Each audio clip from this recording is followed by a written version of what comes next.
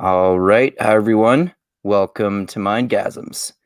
So, got the brain trust again back here today. I'm Andrew, aka Geopolitical Mindgasms. We have the derailed centrist, aka the woke centrist, aka Dusty Cubes, aka Dustin Cubit, and we have CJ, aka Chris James, aka Tube and the Cable Guy, and we are no sense geopolitical experts, but we're going to talk about all of these recent issues and current events in the news, like UFOs getting sighted and getting shot down, the Twitter files, Russia-Ukraine war, the earthquakes in Turkey and Syria, and the Ohio train crash and chemical spills. Many of these issues are connected. And you were talking, Chris, about how some of these might be distractions from the bigger issues, like the UFOs and Twitter files, for example. So yeah, there is a lot going on with all of these different issues. So I guess to start off with, you sent me that short Tom Green video where he was talking about how some of these are like distractions, and I've heard some people talk about that, about how the mainstream media isn't reporting on like the earthquakes and the train crash as much. But I know you were telling me yesterday, Dusty, that the mainstream media has been covering some of this, and then I've heard some people say that the mainstream media is covering it, but not anywhere near as it is other issues like the UFOs and stuff. So, so yeah. So I guess to start off, Chris, what made you think? Was it that video in particular, or other things too, that made you think that they were like things like UFOs were distractions from bigger issues like Russia, Ukraine potentially being World War III, and then these like that basically being connected to the Turkey and Syria earthquakes in some ways, and kind of similar corruption issues with the train crash and stuff like that. Yeah, yeah. If you're not familiar with what Andrew's talking about, Tom Green put a TikTok video out the other day, essentially saying that all this is a distraction. And I don't really agree. I don't know if all this is a distraction per se. I think this is more just a situation of something that kind of organically happened with us being in this internet media age where we're just kind of drowning in so many stories and so many news headlines that it's hard to keep up. I was having a conversation the other day with a buddy, and I was like, what's your top three news headlines right now? And his were like totally different than my top three headlines. And I think my top three are, you know what I mean, are like, holy shit, we should be definitely paying attention to this, right?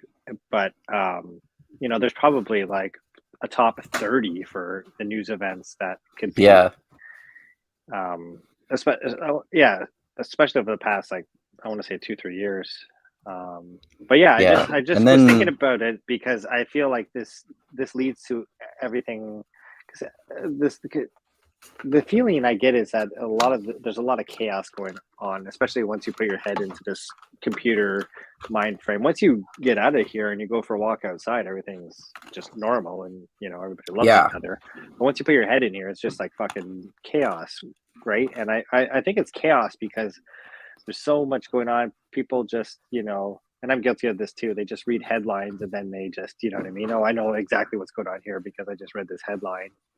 yeah, And, and since we're just headline reading and that news quickly cycles out of our head within 2 weeks, we're, either just drowning for information, or there is nefarious behind the scenes kind of oligarchical things at play where maybe big tech, big government is kind of controlling, what's going on in the news and saying and keeping this a distraction. Because yeah, you're right. There is Epstein files that have been released. There's Twitter files that have also come out. There's a lot of stuff that is like I don't know what's going on. I don't claim to be an expert. I'm just kind of sit back and trying to absorb as much as I can. But I have a million questions and nobody seems to be answering them.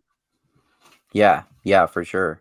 And yeah, and also like you were saying, and in terms of all of these issues that come up in the news cycle so often, a lot of them end up really not mattering at all in the future and are so minor. And some of them are stupid, like culture war feuding shit, like you and I were talking about last time about that feud with Steven Crowder and the Daily Wire. And then there was that oh yeah, that one to do with that, I forget her name, but that woman who was like grifting as being pro sex work and said that she was a sex slave, and she was also in some rap videos, and then Tim Pool got wrapped up in that shit. And Liza Blue. and then yeah, and then also I think you probably don't mean they're like people trying to distract from the bigger issues in like this nefarious conspiratorial way, because I know some people get that and then they get carried overboard. They go overboard with it. I think that's a little extreme. Like a lot of it is just kind of what you said at the beginning, kind of just a whole bunch of different events rising organically. And yeah, there are moneyed interests and things like that, but they're I mean, people hear about this shit online anyway, because like a lot of people are like us, for example, where they get their news from YouTube or something like that. But then also at the same time, a lot of people on YouTube and just on the internet in general are just way too online, and they think that like the world is collapsing because they watch too many YouTube videos. But if you go outside and interact with people in the real world, it's pretty much fine. Yeah. I mean, ultimately, I want to come down to two things. Like, well, one, what is the truth and what is going on? And two, you know what I mean? Like, it's always like, oh, Chris, the conspiracy theorist. And I kind of want to move away from that as much as that is possible. And what is a conspiracy theorist these days? Do you know what I mean? Because there's some things that I think that is not conspiracy, that is some conspiracy theory, you know, because people always say, "Oh, my boomer uncle is like gone off the deep end with conspiracy theories these days," right? And then they'll say stuff about what are these conspiracy theories. I'm like, "Oh shit!" Sometimes I think some of these things, and sometimes I think differently of some of these things, right? So it's hard to. And I think going back to my original point was like we're drowning in information and headlines, and I can't keep up. So I'm just trying to stay away myself of what's actually a conspiracy theory and what's bullshit, and what is actually true and what's going on. Mm-hmm. Yeah, for sure. So, Dusty, what do you think about all of this stuff going on? Well, like I do watch the news almost daily, and when I say the news, I'm not talking about cable news. I just watch network news and local news. I don't watch CNN or Fox or anything like that.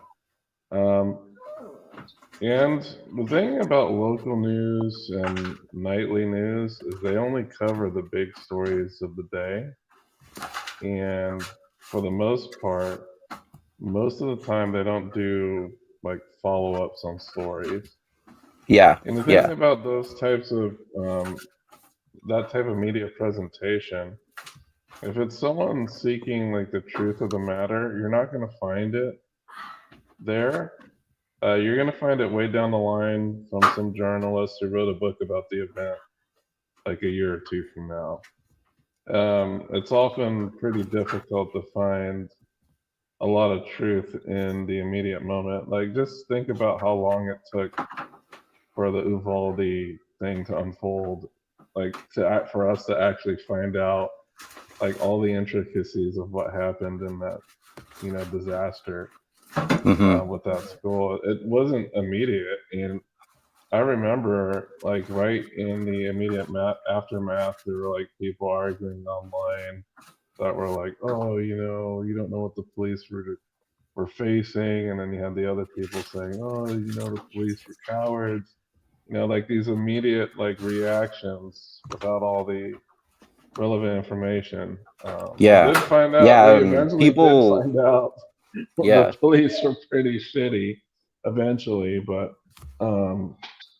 people always have like these knee-jerk reactions, and they often will sometimes use conspiracy to justify those knee-jerk reactions. But sometimes it just takes time for these stories to develop and get to the truth. Yeah, Sometimes it's just certainly. not going to have immediate gratification in that respect. Yeah. And then So everyone wants to talk about the newest thing because it's popular on the algorithm, and then like it's beneficial to have the most extreme black and white take possible to accelerate the political tribalism around it, and then people have black and white narratives on either side, usually neither of which are true. And then yeah, you're right, we usually don't find out the truth of the situation until a long period of time after that. right. So as far as like tainted, biased information,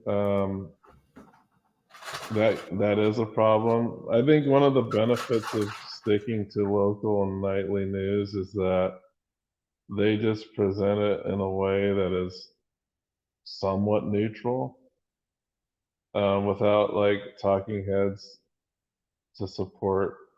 Because a lot of times when we have these talking head shows, at the time they don't know what the hell's going on either, and they're making up like bullshit as well. And we know that So some of them are full of shit too. Like for example, Tucker Carlson's emails were recent, or not emails, his texts were recently leaked or something, and he was talking about how the like QAnon Trump people are wackos or something. And right. then both he and Rachel Maddow testified in court that what they were doing is not actually news, it was entertainment or something to that effect. Yeah, I don't consider Tucker Carlson a news show. It's like partisan entertainment. Like Yeah. most of those shows that cater to a particular audience, to me, it's just like partisan entertainment. Yeah, And it's that's opinion the problem news with that. journalism. Yeah. It depends that's- on who it is, but Tucker is definitely like extremely partisan. Yeah.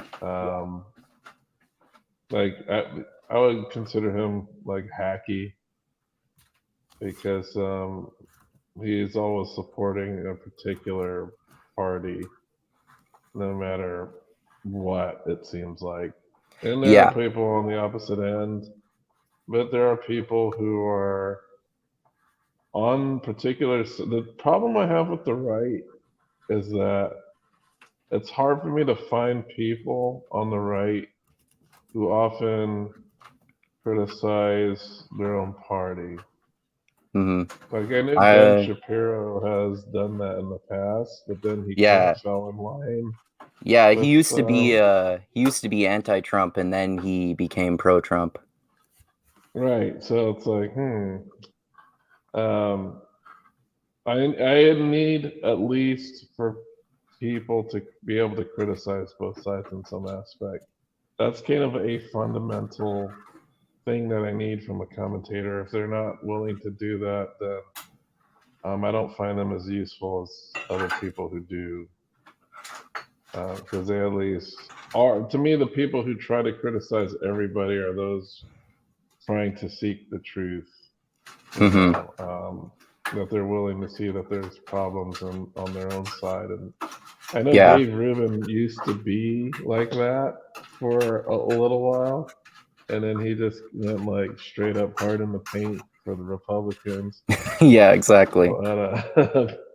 But usually the people who do stay kind of critical, self-critical, while not becoming a partisan, I notice most of these people don't gain like gigantic audiences.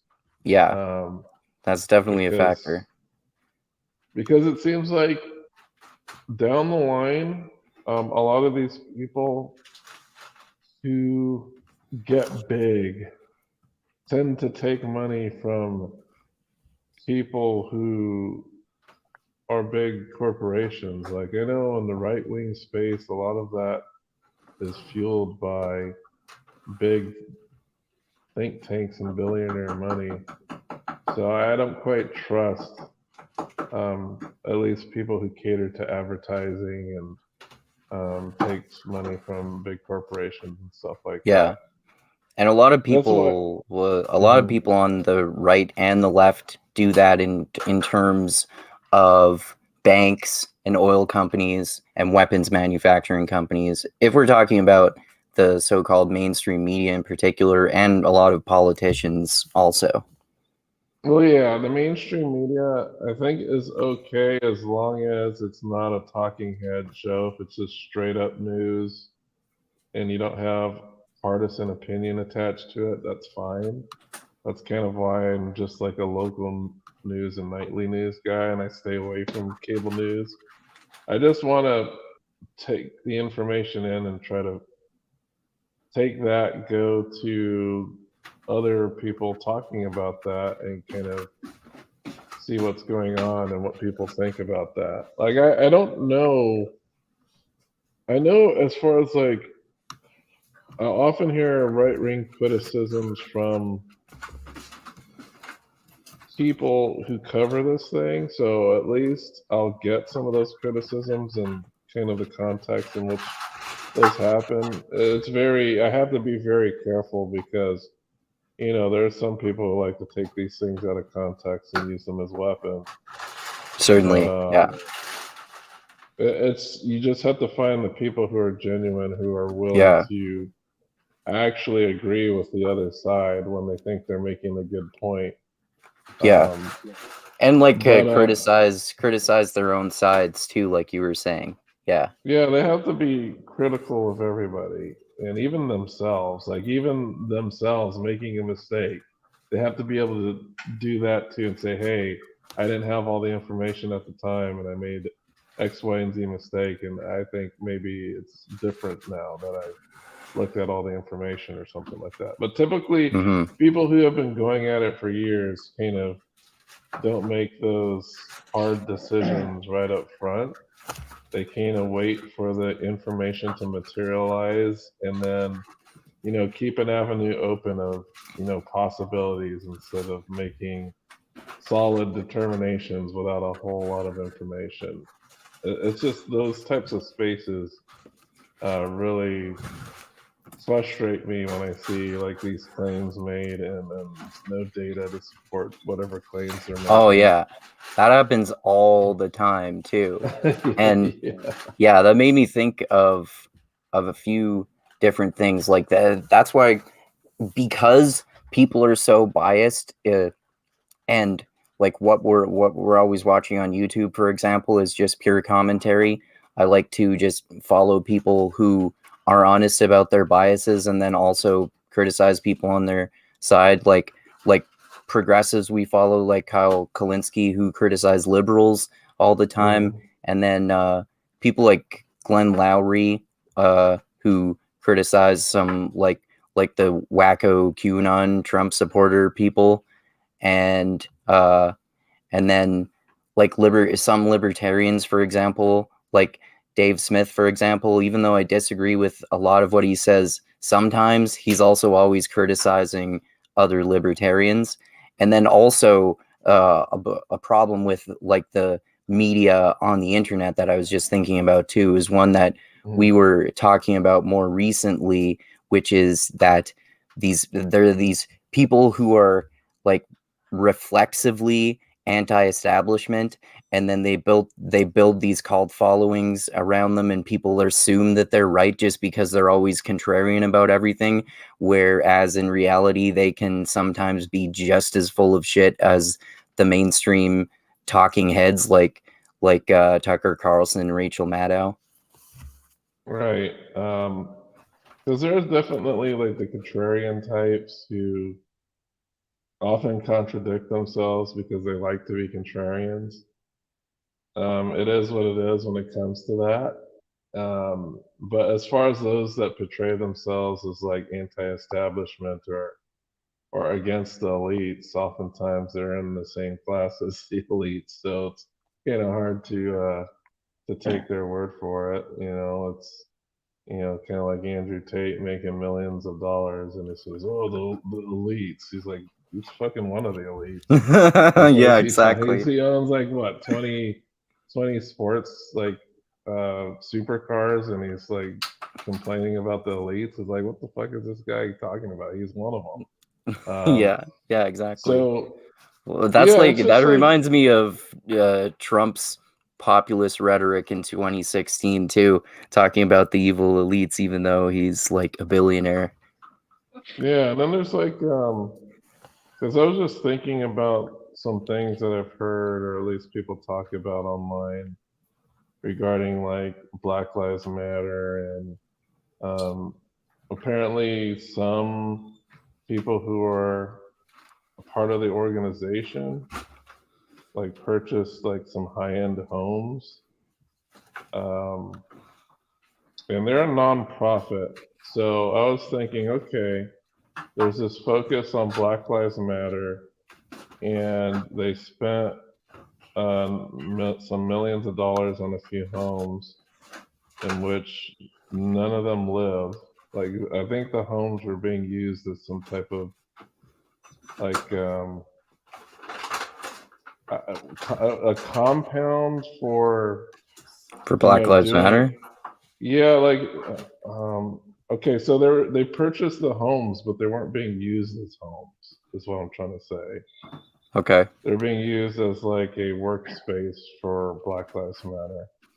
And Okay. I did see a lot of outrage over them as saying these were a misuse of funds or something, or something like that.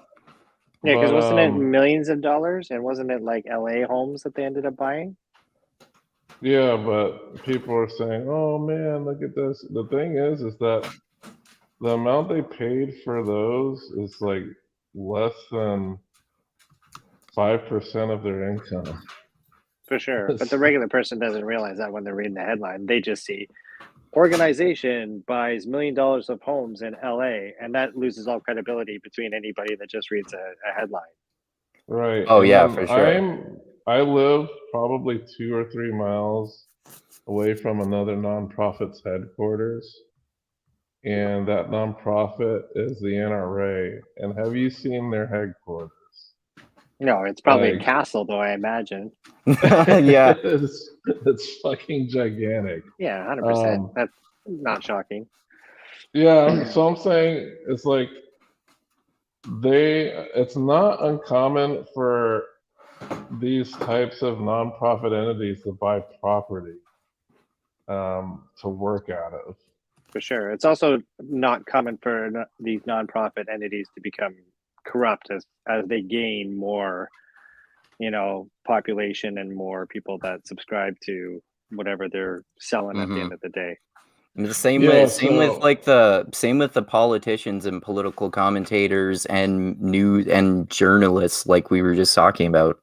Yeah, because I do believe there were some Black Lives Matter organizers in some state who did get caught like embezzling some funds, and using them for personal purposes, like trips and some other things like that. And I think one of them even used to buy the home, but that's not the ones that the media were blasting for like a year.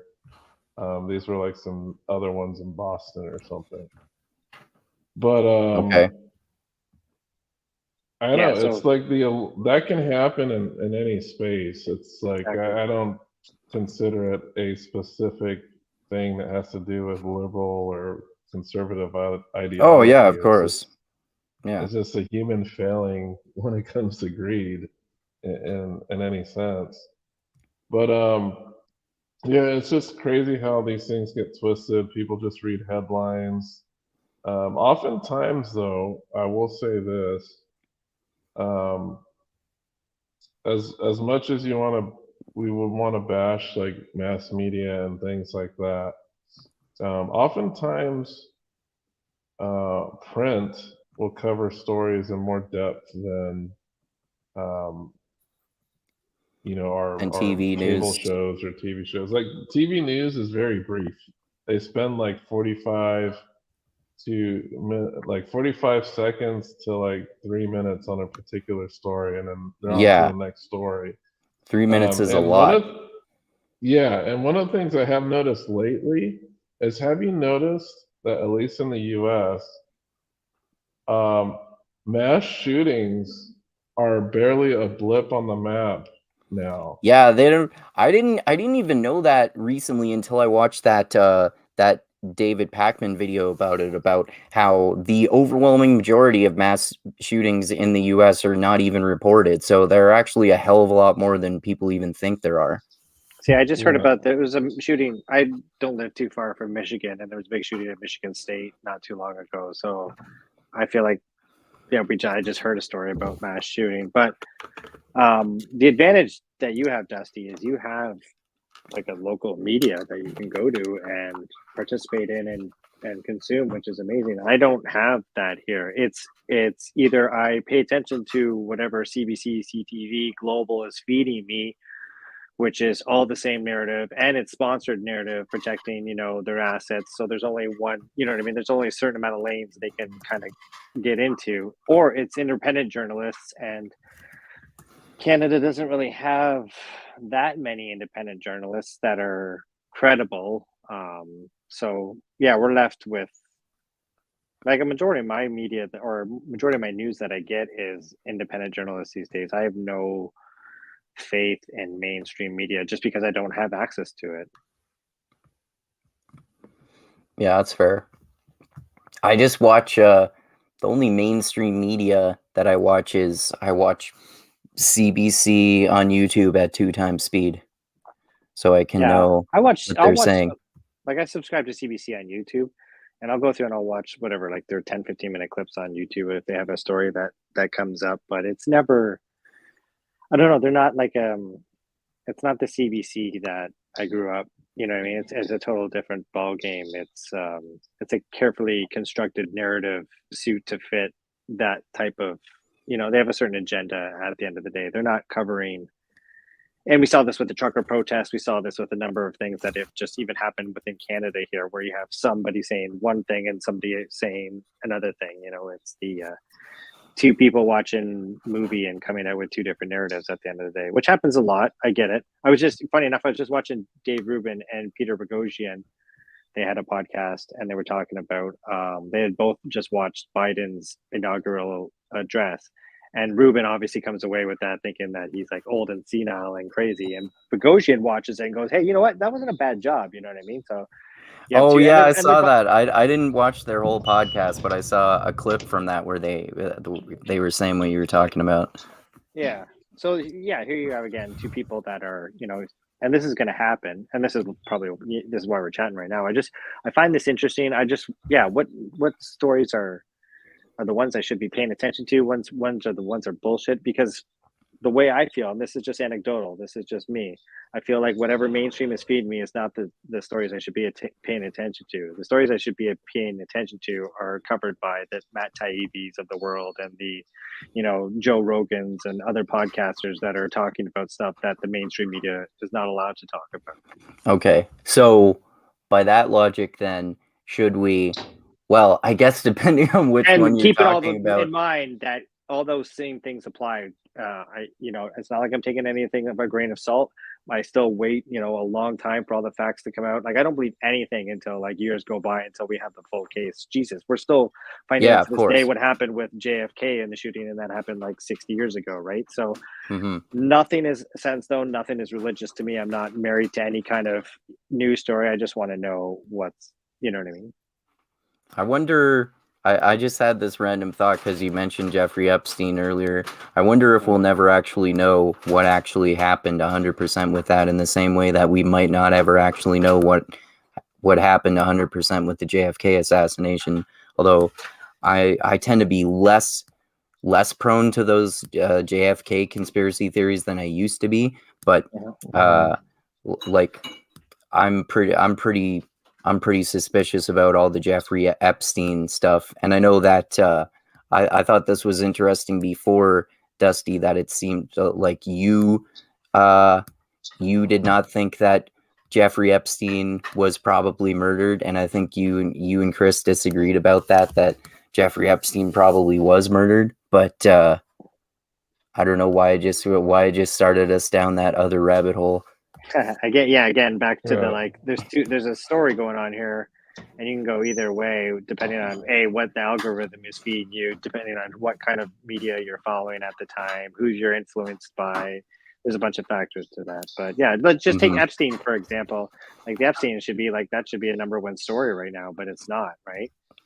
Yeah, no, Jill, but I, if I remember correctly, I made a video when Ghislaine Maxwell was sentenced, partially because no one was talking about that to other than like people on YouTube and stuff, which I thought was astonishing, but also, well, I guess kind of surprising, Well, but not I don't think they surprising, can really. talk about it. Yeah, Don't you? We have that Amy Rohrbach video of her saying, "Oh, we had the story on him and blah blah blah." years this ago, guy but yeah. yeah, exactly, yeah. Yeah. So which of these, obviously bearing in mind that we don't know about any of these issues so far, which well, I should ask both of you guys, which do you guys think are worth paying attention to in terms of the UFOs, the Twitter files, Russia, Ukraine? I think we could probably all agree is definitely worth paying attention to, and the Turkey, Syria earthquakes, and the train crash in Ohio. Actually, I bet in fact we could probably, all three of us would probably agree that those last three are important and worth paying attention to. But what do you guys think about those in comparison to the UFOs and the Twitter files? I put the UFOs and the Ohio thing, as tragic as that Ohio thing is, and it's only like a few hours from where I am right now. But I put those things more on the bottom tier of my list. For me, the number one story I am so confused by right now is the Seymour Hersh Substack article with him claiming that he has evidence of people bombing the Nord Stream pipeline. I think that's number one on the list. Because that implicates the United States as an act of war against Germany, because that's an energy pipeline to them and keeping them afloat for this whole winter, blah, blah, blah. Yeah, so if that's an act of treason. This is a way in which these issues are kind of connected geopolitically, because that's connected to the Russia-Ukraine war, basically, and like you were telling me, I think it was you who were telling me yesterday, Dusty, about a way in which the earthquakes in Turkey and Syria can be connected to that conflict too, because like we were talking about the other day, Syria has sanctions against them, so no one is allowed to come and help them in the aftermath of the earthquake. And then some of the political corruption that we were talking about earlier is tied into this too, because apparently Erdogan, the president of Turkey, took a bunch of bribes to have shoddy building construction in the buildings around on the fault line where the earthquakes were, and apparently there might be some corruption involved with both Trump and Pete Buttigieg in terms of the plane crash, or a train crash rather. So yeah, there are a hell of a lot of factors in terms of all of these issues. Yeah. Number two would be Twitter files for me after that. After number one. And I mean, I'm flexible with Twitter files, and then I also think the Project Veritas story with Pfizer is also James interesting.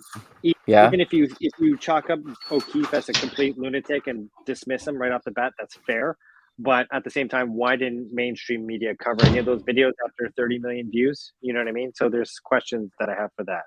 But that's interesting. We could do a whole separate podcast on that one, honestly, because I was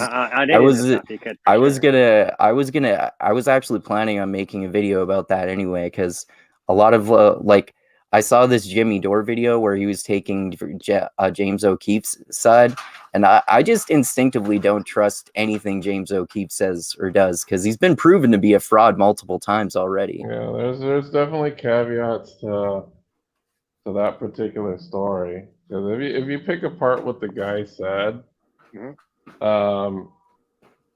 My if only you've thing ever with been that would be just to go ahead and we don't have to get into it for an hour. My thing is like Pfizer released a statement about this guy, right? So if even Pfizer recognized this video as something that they kind of wanted to put under the rug quickly, so if that's the case, why didn't CNN, BBC, CTV, any of those mainstream send journalists in there, investigate that, do all that kind of report? None of that was done, and it was swept under the rug. O'Keefe is actually gone from Project Veritas, kicked out, never to be heard from again. Who I thought was Project Veritas. I thought he was the guy running the show. Apparently not. And who knows what? Maybe he's never to be heard of again. And that's just a story that, there's a lot of Oh, questions I on bet that whole thing. people. He has so much notoriety that I bet he's uncancelable or he won't No, be yeah, he's canceled. fine. Like I bet he's gonna start a Substack really soon, and then it'll get really popular. Yeah, no, I think Yeah, I think he'd be fine. Yeah, as far as like all that stuff, like the guy was talking about high concept shit, not shit that's actually being done. Like I would be concerned if he says, "Yeah, we started a prototype and we're currently in process of this, and that." The only thing he basically stated was like an idea was being floated around, which is Sure. to me not really that substantial, to be honest. The Because way if you've he ever defended been that, into, yeah, if you've ever been into like a boardroom where they're like proposing shit, like yeah, this shit, like ridiculous ideas will come up. Like I've oh, been there before. People thinking about doing those things doesn't actually mean that they're going to move forward with doing those things. Mm-hmm. yeah, no, I get it. We have meetings all the time at work and stuff never falls down. I totally get that. But even if it was talked about and the way he defended himself in that video as absolute lunatic and chasing Veritas and locking him in the restaurant, that kind of stuff, there's something Yeah. weird going That's on what with they See, all it. do. I just think like he's taken so much shit out of context before in his videos, and it's been proven that he's taken shit out of context Well, in order to here's misinterpret it. That I'm really suspicious about what surrounding context there was to that whole situation. Not to say well at all here's that guy he was interviewing was necessarily innocent in any way, shape, or form, and I'm not Yeah. saying that Pfizer's innocent either, but I'm just really suspicious of the surrounding context of all that. No, yeah, the story okay. the story isn't I him though. have That's what I'm saying. The story is the media not reporting on that. That's what I'm saying. Let's go with your thesis here of he is actually, this is all like a plant or something like that, or staged or whatever like that. Why didn't any of those mainstream media outlets send a journalist in to kind of prove all this kind of wrong? Why did Pfizer have to release a statement? Do you know what I mean? There's just something weird going on with that. That's all I'm saying. Okay. Well, here's like a reporter has to do their own reporting, especially when you're talking like mainstream media. So they can't just put a Project Veritas video on there and just let it go. They actually have to go and contact the entities involved. And if they can't get in contact with them, there's no story. Well, the video itself had like 30 million views after 24 hours, so that should be a story in itself. No, even if you're like this isn't just any random viral video on TikTok where some girl showing her boobs. This is actually Pfizer who controlled the vaccine for the last 2 years of a worldwide pandemic. It's not like, you know what I mean. There's a difference there. I get it, but when I watch the video, me being in the corporate world, me working in a building that I need a government clearance for, what they were talking about is like, Oh, you're just a government shill, Dusty. no, I'm not a government shill. I just know what I know about these things behind closed doors. Like, first of all, Yeah. the reason the guy was so pissed off and like trying to defend himself so hard because one, Yeah, the guy signed an NDA with Pfizer, and he's going to get the shit suit out of him. Oh yeah, and lose his job, his livelihood. I get all that. That's totally like that makes sense to me why he acted the way he did. Again, I don't care about the story at all. I care about why didn't anybody else report on that story. I think that's the story right there. Do you know what I mean? Okay. Well, anyway, I don't that's think everybody else necessarily needs to. Like, yeah, all my stories, by the way, all are because the mainstream hasn't reported on it. Back to Seymour Hersh, number 1 on my list. Nobody's reported that on the mainstream. He's been dismissed as a right-wing even though he was given a Pulitzer Prize for his reporting like 6 years ago. So something doesn't add up there. Do you know what I mean? There's a lot of like, okay, the mainstream media isn't filling in the gaps correctly on a lot of. It doesn't need to though. That's why we have independence. Exactly, and that's why I trust independence more than mainstream media.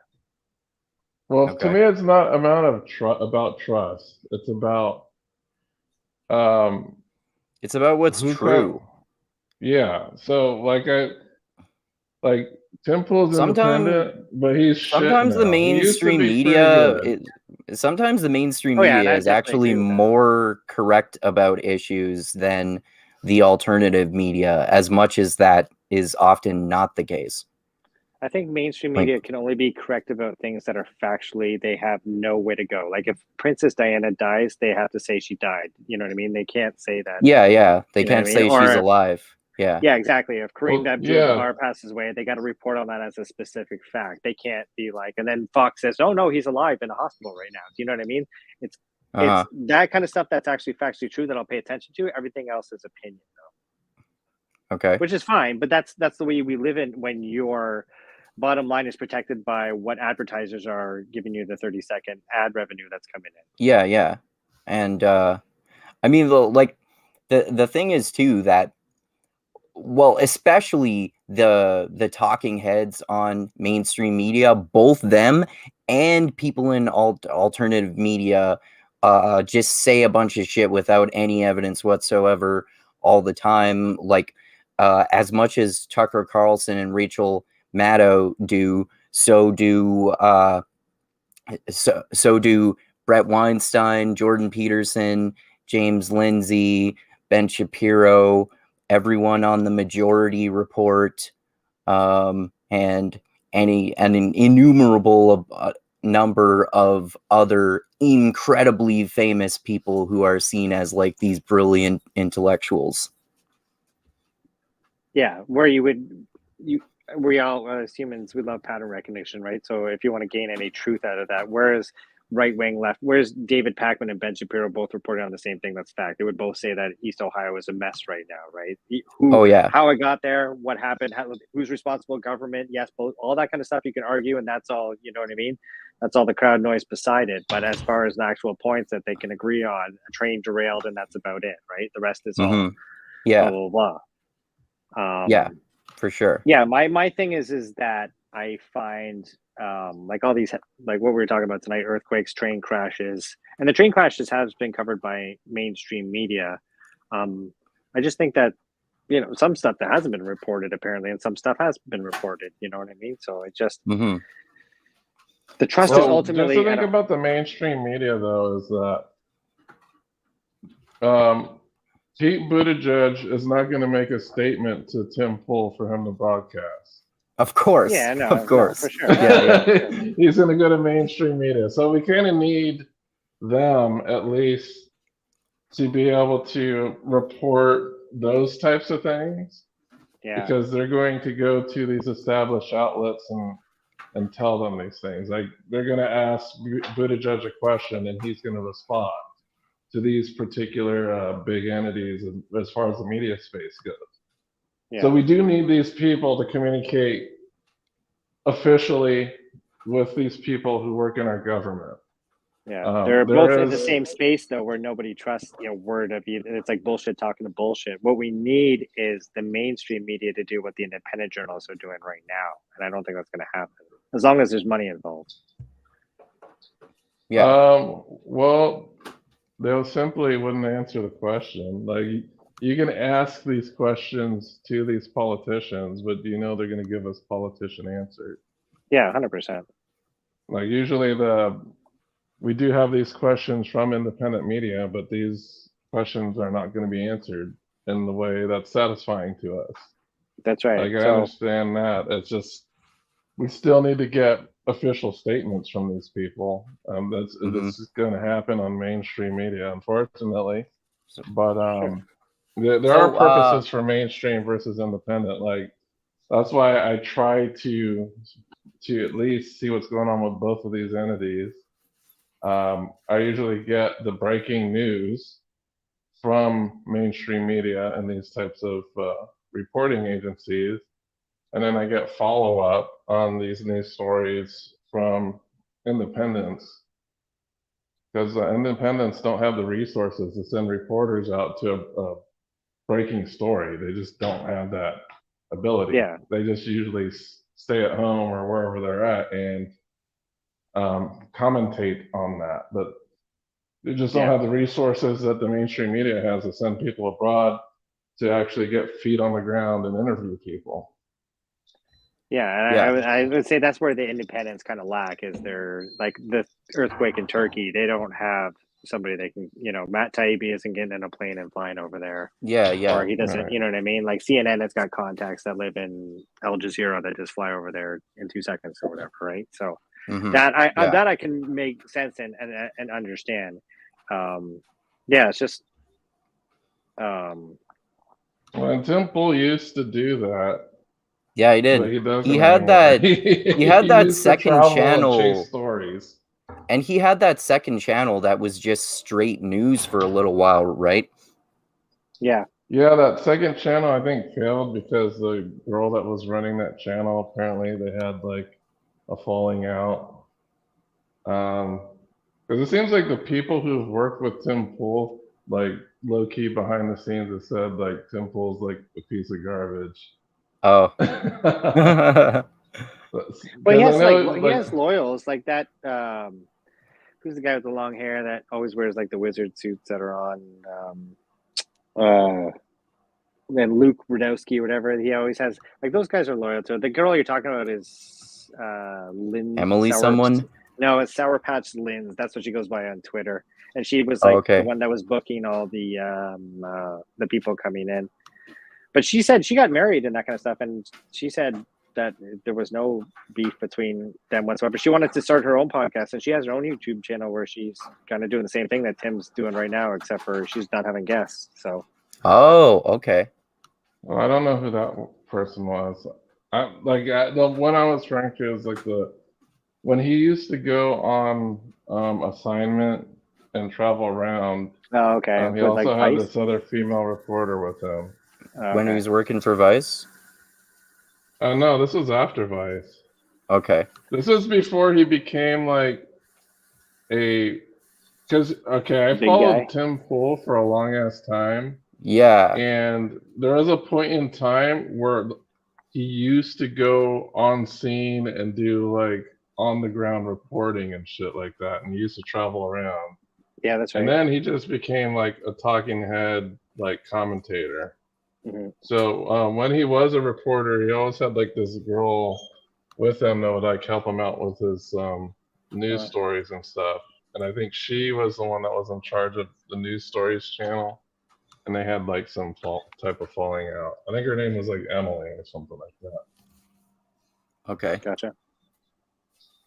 So But I'm you not up to mentioned- date on his current debacles. I know like some other dude quit, and then there's some other issue with some other girl or something. Yeah, he like said that. some beefs. That's Like the quartering he had a beef with recently about the whole like Andrew saying the Liza Blue thing. And like, Yeah, yeah, that's right. again, everybody's human and has drama. I think these are like all like lowercase stories, and these would would be what I call distractions and just stuff that fills in the gap when there's not really any, like the Steven Crowder thing with Daily Wire. There was nothing going on that week news wise. You know what I mean? So I think that just like fills the gap for the right when they have nothing to complain about. But yeah, for sure. So and then like you Kanye's mentioned kind of dropped off the face of the planet too. Like who? nobody's Sorry. talking about what's going on with him. Kanye has dropped off the face. Oh of yeah, the that's a planet. good point. Yeah, haven't Yeah. haven't seen any more mental breakdowns from him in recent weeks. Yeah, we haven't seen the last of him though. He'll be back. He Oh, did yeah, say yeah. that the headlines. there When the will next be a album is about, return of Ye. yeah, when he has another shoe or the next album is about to drop, we'll hear from him again for sure. Yeah. So I think you mentioned two of the issues that you think are the top three ones we should be paying attention to: the Twitter files and the Nord Stream pipeline. What's the third one? It was the Pfizer story. That was my third one. Oh, right. The James O'Keefe. Yeah, Okay. and there's a bunch of others, but like what I was getting at, dude, was just that my top three is like, what are your top three? Is probably totally different than that, right? So, and I had this conversation with a buddy of mine the other day. I was like, "What's your top three?" And it was totally different. So, and I think that's kind of where I was getting at to start off this podcast is like we're drowning in information. My top three is totally different than your top three, which is different than Dusty's top three, right? But what I consider is huge deal right now is not what a majority of people consider is huge deal. So there's something, you know what I mean? People are saying, "Oh Mhm. my God, the Chinese balloon, that was a huge deal." And this, like, I don't see that as a huge deal at all, right? This is some kind of stupid thing that, I don't see it as some kind of intergalactic spy thing that would. Yeah, Yeah, I don't know. I It was don't just see I don't see the balloons as a big deal no, but people either. did. It was in the Yeah. news story for like a week and a half, and it's like, Yeah, I really? know, I know. It's like sad. I got to watch these fucking boomers tweet about stupid balloons in the air for a goddamn week. Well, the It's reason annoying. Yeah. why it was such a big deal is because um, the Congress, like individual Congress people, were making like a big fuss about it. No, yeah, I know. Right. But it was a big To deal like a because he didn't shoot ridiculous it down, degree. right? And then 3 other ones came in the air, and then he had to shoot those ones down. And it's, I don't know. It's like, are we just Doesn't now even know what noticing they all the? were.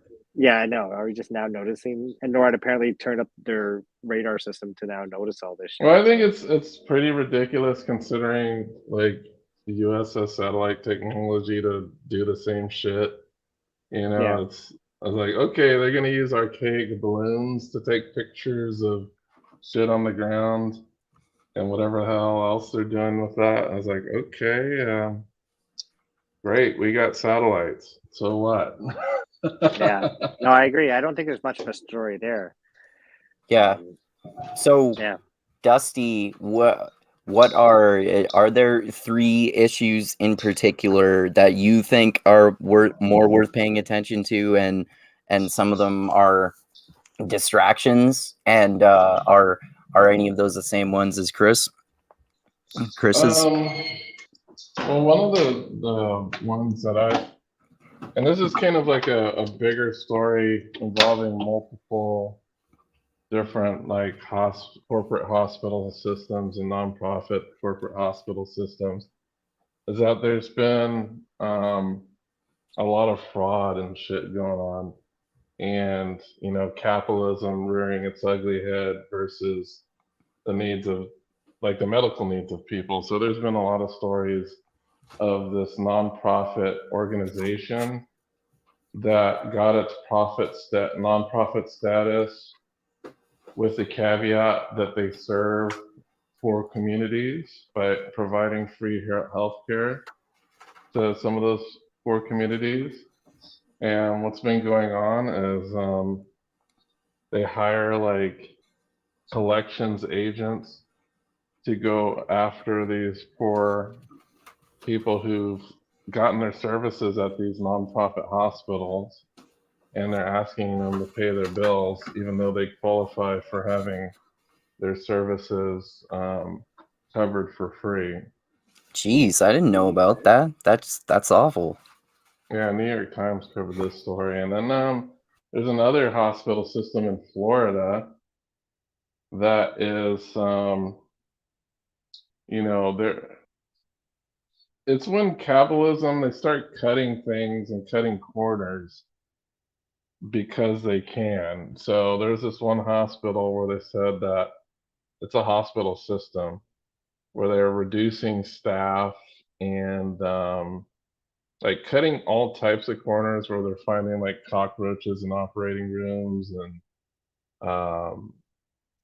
the anesthesiologists are like too expensive, so they hire like these people who are trained but they're not anesthesiologists. And during surgeries there's been all types of problems. Even one resulted in someone dying because they don't know how to properly do their jobs. So they're trying to like cheap out by hiring people who aren't like fully trained in particular fields. And it's getting crazy because these nonprofit hospitals are making shitloads of money. Like the CEOs have like annual revenue of like hundreds of millions of dollars a year. And they're also getting this nonprofit tax exempt status, which is fucking insane. So they're definitely screwing people out of healthcare here in the United States. It's already as bad as it is. It's just hearing these stories just makes it so much worse. Um, so when it comes to the derailment story, that's one of my top stories. The reason is because thinking about infrastructure in the U.S. And how corrupt these entities are. I know when you listen to that podcast, and there's like so much that goes into what has caused the current problem. Oh, the There's Crystal Kyle and Friends podcast where they were talking about how the Trump administration is responsible for the lack of regulations, and then also Buttigieg did nothing to fix it and made the situation even worse. I think both of them yeah, did. he's not even like a serious person to be doing that job. Yeah. Like he's just there to use it as a stepping stone to be president one day. Yeah, and I would Yeah. say Norfolk Southern, the train company, has the most to blame out of the story, right? I think these are just like passing the buck, Mm. you know. Buttigieg is to I blame. heard. Oh, Buttigieg is to blame. Oh no, he's to blame. Oh, he's to blame. Yeah, yeah, Oh, okay. exactly. But my mom was telling me that there was a town hall meeting where, like, in the town where the train crash happened, and no one from the corporation showed up for it. Yeah, that's right. They were supposed to show up, and then they ended up rescheduling because they didn't think they were going to be safe or something like that. Which I Yeah. get, you know what I mean? Like, ridiculous. Yeah. you send in a PR representative, and you got a whole town. You know, it's mob mentality, right? People would, I don't know. They were, again. This is it's unfortunate, but we live in a world now where it's pretty much not all the time, but you know, the bigger the corporation is, it's corruption all the way up, and a lot of the times it's incompetence all the way up. Right? This is just you know, the smells of incompetence from both the train people, the people that took care of it, like FEMA, the people that got in there first and said, "Okay, you can come back now," when really they shouldn't have been coming back, and had people cleaning up when maybe they should have more people cleaning up, or yeah, maybe it should have been called a disaster. Who knows? Again, going back to what I'm getting from my algorithm is I don't know if I'm getting the right information, because I don't know if mainstream media is going to report on this properly, or if I don't know if independents are there and reporting on this properly. You know what I mean? I see JD Vance sticking a stick in the ground, and the chemicals all go crazy, and I'm like, okay, well, all right. I don't think anything good is going on there after this whole thing, and I don't think Norfolk Southern is getting in there and cleaning up ASAP. So that's not fair to these people that live in that area. Certainly. Yeah, definitely. And if it's as bad as Chernobyl, which I don't think it is. Yeah, some people were getting way overboard with that criticism in particular, I saw. For sure. But then again, have you seen the pictures of the big cloud after it happened? I mean, it did look No, I pretty mean, bad. So. It definitely does look bad, what I've seen. I haven't seen that much about it yet, though. Yeah, I think, I don't know, some of these chemicals can be just as fucking bad as radiation, you know? Yeah, for sure. It's just that If it caused, radiation like, is all the like fish big and and scary. a bunch of fish and a bunch of chicken died, you know, I don't think that's good for humans in any way to drink out of it. And even somebody said that they challenged, I think it was not the governor, but somebody to come, maybe it was the head of the train company, to come down and drink the water in the town. And yeah. Yeah, it's almost they should have like just these... they should have just pulled an Obama and went and said, "Oh yeah, I'm gonna pretend to drink and say this is not a stunt." Well, here's the problem. These type of environmental disasters, especially here in this town, the consequences should bankrupt this company. Yeah, I Like, agree. we really 100%. need to have some Accountability, type for of sure. accountability for these types of things happening. And it seems like all these different companies can get away with it. I think, you know, there has been some really huge consequences for some of these companies. I know when the Gulf got polluted, they had to pay billions and billions for fucking that up. But we got to see some really huge monetary consequences for this company. And I know one of the initial payouts was like, what, $25,000 for the town, which is like more than ridiculous. Yeah, that is. And almost like completely insulting. But yeah, it almost feels like shit's breaking down over here in my country. And whenever we have these disasters, it's like, Flint is still fucked up right now. And how many years ago did that happen? Yeah, I And don't they even. still don't have clean drinking water. When was that? Like 2014 or something? It's a while ago, man. Yeah.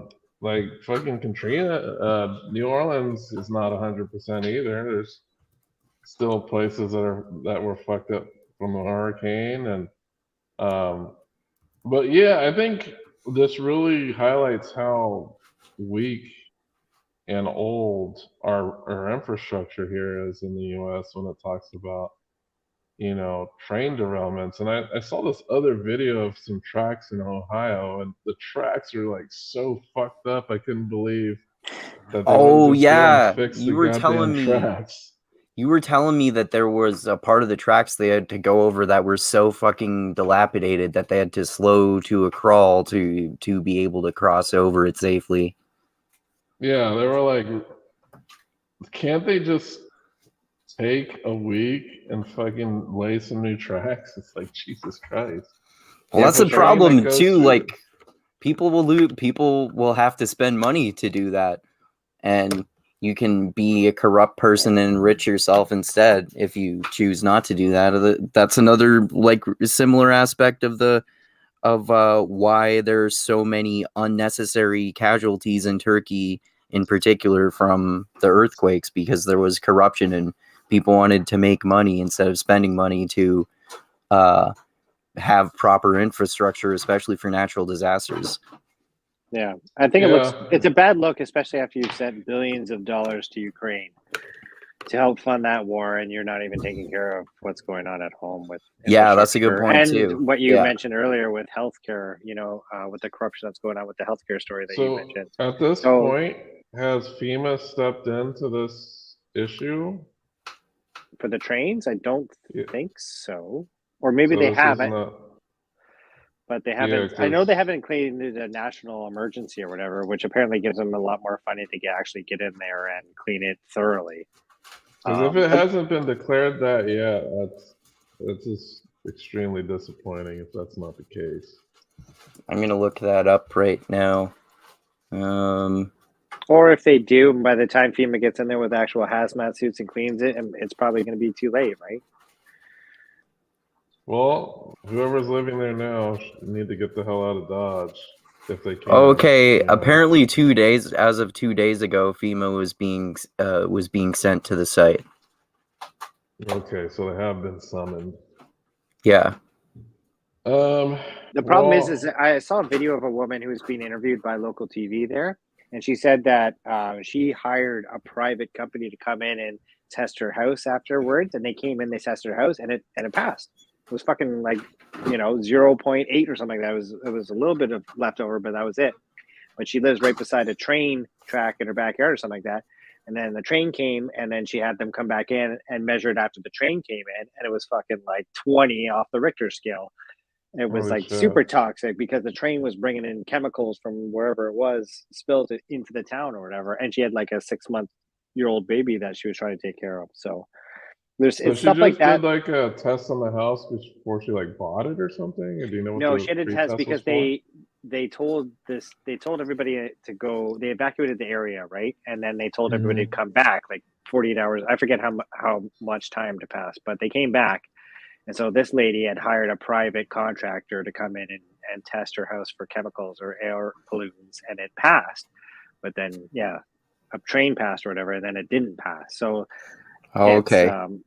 So anytime the train passes, in theory, the people who are near the trains are being exposed to these toxic chemicals that can possibly be as dangerous as the effects of radiation.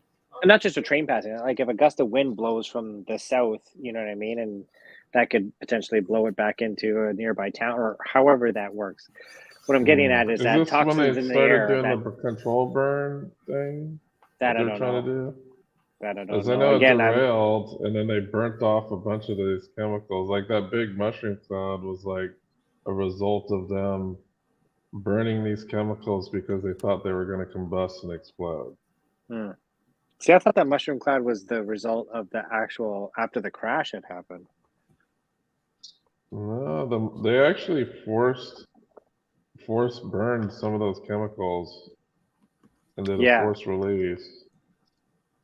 But was it yeah, they mushroom did. cloud? Because it derailed. I don't remember No, the mushroom.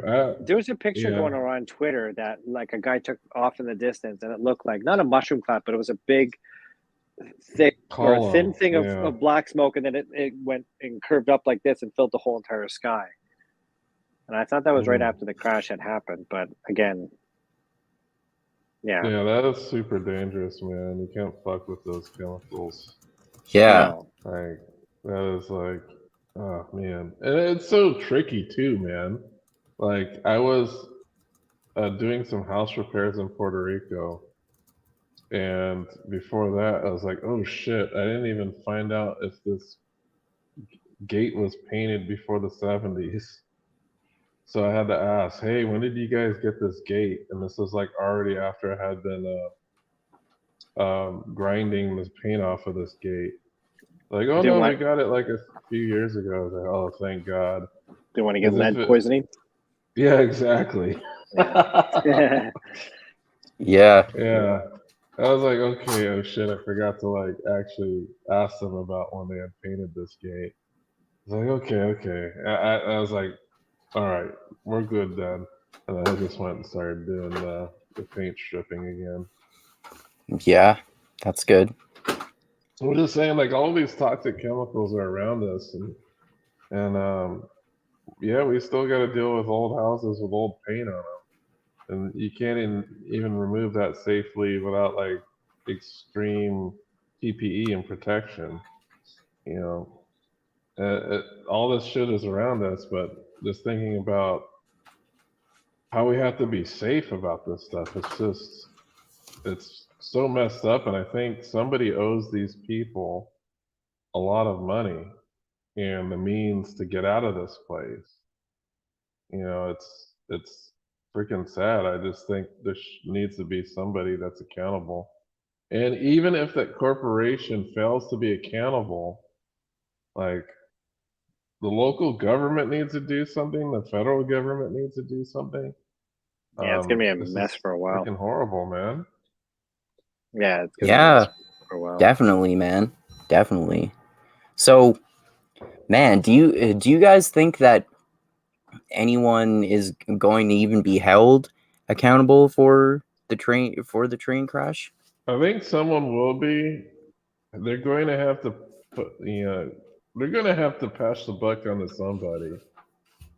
So, with BP, they had to pay like billions in fines.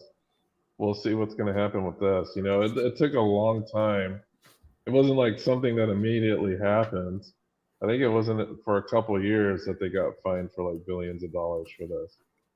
But Mm-hmm. we'll have to see if they're going to hold this company accountable and hopefully like this money can help the people who are affected.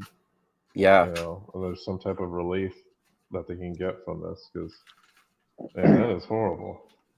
Yeah. And I can't Yeah, think of definitely, because man. there's a river nearby, and then you got to worry about this river getting polluted and those downstream from this river.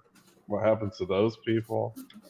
I don't know. It could be a pretty big deal. So who knows? Well, and we won't know the effects really for maybe 10 years when people start getting weird cancers out of nowhere.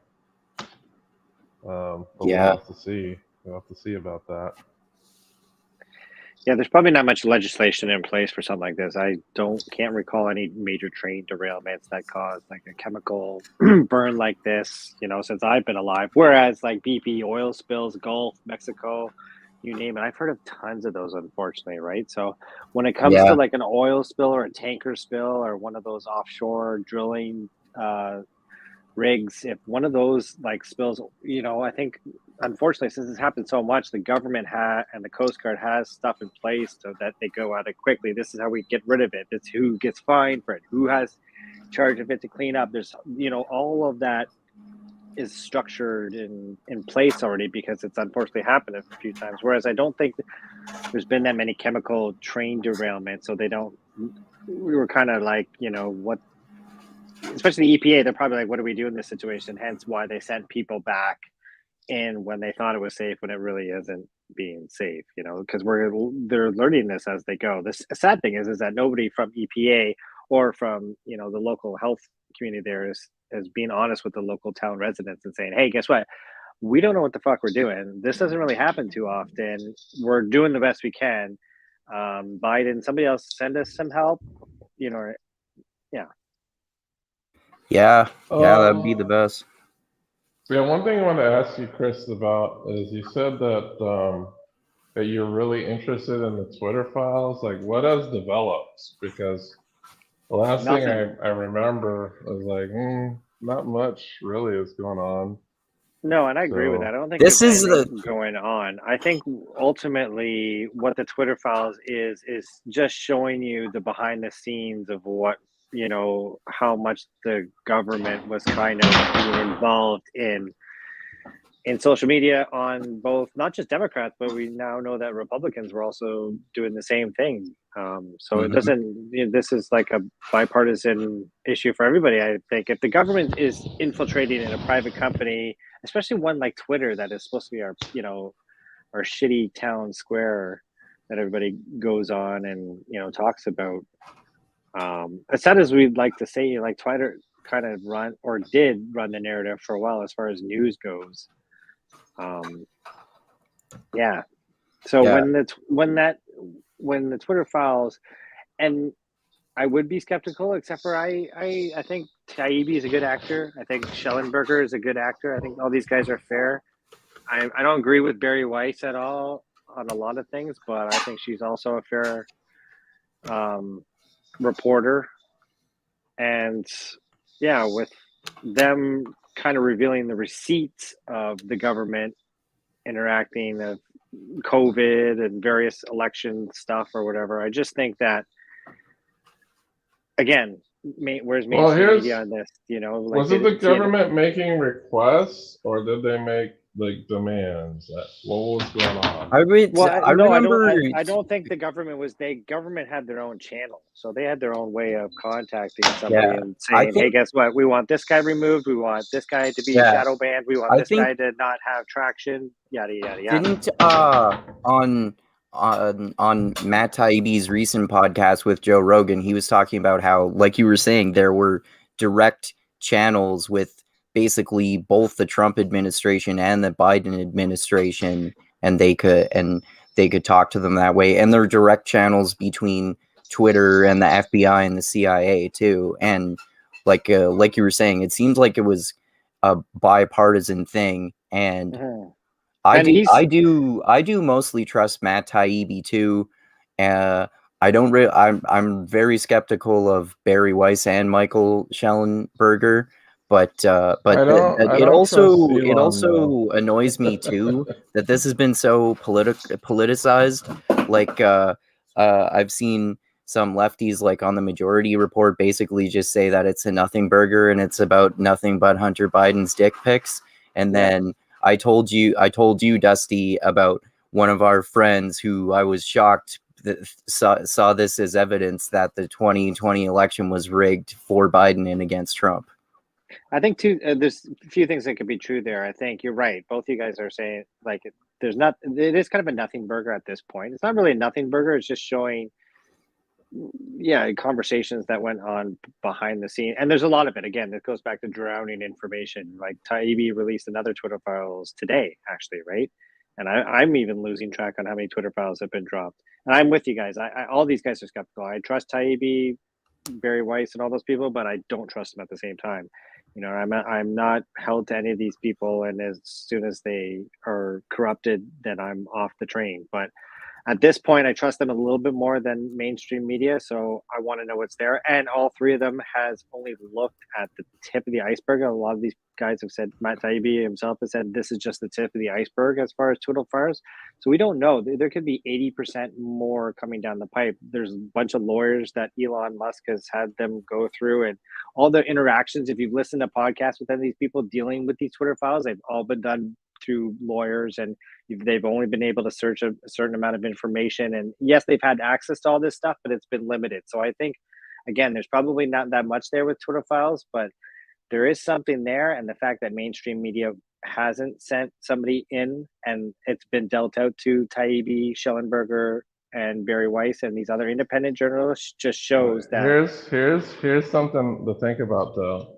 Okay. Is Elon is not going to mainstream and he's not letting them in. He specifically selected these particular journalists, and these particular journalists had to sign NDAs. Yeah, for sure. Yeah. So they admitted that themselves, though. I don't think there's anything to hide there. A little bit, because typically a reporter does not sign an NDA when reporting on somebody or some issue. Mm-hmm. Well, and so, I mean, people have coming pointed forward with something with NDAs is a lot better than the mainstream media coming forward with nothing. I agree. People who have admittedly gone way too far with their criticisms of him, though, have like compared what he's saying now about it to what he said in the past, and he said that a journalist shouldn't sign an NDA. Basically, they shouldn't. I absolutely do not think a journalist should sign an NDA. Sure. If they're signing an NDA, they're not doing their job. I think when you're in their situation, and all three of these, I've listened to the podcast with them being on different ones, and they've all said, when you're given a story like this, which is like, here's access to the Twitter, for all. Yeah, but it's here's the problem. It's a manicured story. It's a manicured story because a journalist is supposed to find any means that they can to investigate an issue. Yep. And that means going beyond what the entity is there. So them being inside and being fed particular information by the CEO is a little bit suspect to me. I'd rather have a journalist poke and prod and get their information in a more like broad fashion. Like typically, I don't like this cozying up with the Elon thing happening. I'd rather them trying to get this information more independently rather than being fed this stuff. Like Elon is showing them what he wants them to see. For sure. Like, I see what you mean. I think that's a fair assessment. My only pushback on that would be that, we're at least hearing, and like again, this is the tip of the iceberg. If there's more coming down the pipe, and this is just them cozying up and going out for coffee with him and having a few drinks before he gets drunk and reveals everything else, or whatever happens, I'm just curious because we knew that Twitter was not being ran properly, before Elon Musk took over. Like people were being complaining of shadow ban, people were being kicked off for the stupidest things, right? Mm-hmm. Like and in terms of shadow banning, I think it's still the case that a lot of people who make videos about that are just being whiny little bitches and they're just not working hard enough. But if I remember correctly, they did point out that some of that was directly happening to people on Twitter too. Yeah, if you listen to any kind of conservative or right-wing media, they've all said that they've gained followers since Elon has taken over. Now, I think Elon has taken over and it became good for a little bit, but it's gone back to shit again. I don't really think it's right where, and like, no platform is going to be perfect. I'm not claiming that Elon came over and done amazing things. But I would rather him be in charge right now, even though I don't like him, or not like him. I just don't, I don't put my faith in any individual because they're open to corruption. Yeah. I'd rather him be at the helm than people that are working nefarious behind the scenes, especially with the government at this point. If that's the case, man, I'm open. I don't know because I'm really not sure which one is better because. To me, Elon Musk is definitely not this free speech warrior that some people paint him out to be because he's banned some people and unbanned other people just basically on a whim and based on his own personal bias. Like he banned Kanye, which I mean, I'm not going to complain that much about, but if you're a free speech absolutist, you should be okay with having Nazis on your platform. And then he unbanned like Jordan Peterson and James Lindsay, who I mean, like to me, some of what they say is less insane but more dangerous than what some of what Kanye says. But Yeah. I mean, and it, like, just the way he's done that just seems contradictory and nonsensical. For sure. The key to, not the key, sorry, but what I find interesting of that is he has banned people that, remember, they were following him and his kid around on his plane. They were a bunch of journalists or whatever. They had the Elon flight logs or whatever. There was an account that actually just followed Elon wherever he went on his private jet, and he banned Oh, those really? accounts. But then he Oh, brought those okay. accounts back and realized, okay, I can't be like, biased in that. So Oh, okay. at least there's Did he somebody with a did he sprinkle unban of, some of those accounts that he banned who were comedians and people who were doing parody accounts of him to mock him? I know he banned possibly. H3's account. Possibly. Yeah. He banned H3's account because they were mocking him, and they even had that it was a parody in the bio, but then he still banned them. Right. Yeah, and like the Taliban is still up on Twitter, right? So it's not like actually Yeah. banning the real devils, right? Again, he's not perfect. He's not like some Jesus figure who's going to come in and save the day for Twitter. Twitter is a mess. He's made it less of a mess, and now it's a mess again. But at least if he's the one that's cleaning it, I'd rather him be cleaning it than some group that I don't trust at all. That's especially gonna, I don't know. The fact that he even released Twitter files shows to me that he's willing to, kind of be transparent as possible with this company. And I'm not saying he's being 100 transparent with it. I think what he's trying to do is win some of that made Twitter awesome to begin with, some of those people back to the platform to make it attractive again, to ultimately make him money. And ultimately, I think Elon just bought this so he can have fucking data at the end of the day. He wants this so he knows what people are doing, so he can throw this in Tesla or SpaceX or whatever. He knows how people interact with one another left and right, or how algorithms work, or how apps work. He wants all that. Like, this is ultimately an ego thing for him. He's you know what I mean? This is all about him at the end of the day. I would rather him than people that are, Well, we'll see. We'll see. I know recently Facebook is doing a similar blue checkmark thing. Yeah, I saw that. Yeah, Meta's going the same way with the pay thing. But hey, maybe they're seeing some. I don't see how Twitter Blue is honestly going to work. I think that's going to be I don't a either. disaster. I don't think that's going to work. It's expensive, man. It's like $20 here in Canada. So that's just way. Well, I'm definitely not doing that. I can't afford it anyway, but even if I could, I wouldn't do that. The incentive structure isn't there. What does it get me? It gets me a blue check mark. That doesn't mean shit to me. Blue check marks doesn't, those opinions don't mean shit to me anymore because they've been so corrupted in the past, right? So it doesn't, like YouTube. I subscribe to YouTube Premium, by the way. If you don't subscribe to YouTube Premium, definitely get on board because it's the fucking best shit ever. But at least the incentives. All right, well, what's your pitch for YouTube Premium?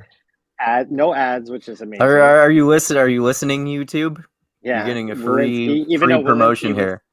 Even though they just. So what if you? Because I watch a lot of YouTube on my PC, and my ads are blocked there, so I don't have to watch ads. Downloading the content, that's what I'm like. A lot of YouTubers will, like this, for example, right? So if somebody was to go on a road trip or whatever, they could download this podcast here, have it on their phone, not have to have it actually open, and just listen to it on the go, just like a podcast. And a lot of the people that, a lot of good podcasters are still just on YouTube only and not on Spotify or anywhere else. So it also gives me a chance to, like, if I'm on a bus for 15 minutes, I can watch like how to tie a tie or something like that and not use my data. So, but anyway, what I'm getting at, sorry, is there's a incentive structure for me to go to YouTube Premium. I can download stuff. I can have it later. There's no ads. Whereas Twitter Blue has fucking nothing, right? It's you get a blue check mark beside your name. You get your thing on top, or your people see your tweets a little bit more than somebody else's. But just say something that's like Bridget Fetisi liked one of my tweets tonight, actually, before I came on here. I was like, fucking right. But it's because I said something that maybe she liked or something like that. And that was actually, she saw it. I don't have no blue check mark beside my name. So there's no incentive structure there for the blue check mark. So I think it's ultimately going to fail. But if he's bringing people back to the Twitter and more eyes are on the platform and it's generating more, like TikTok, advertisers are coming back that way, then I think, I don't know.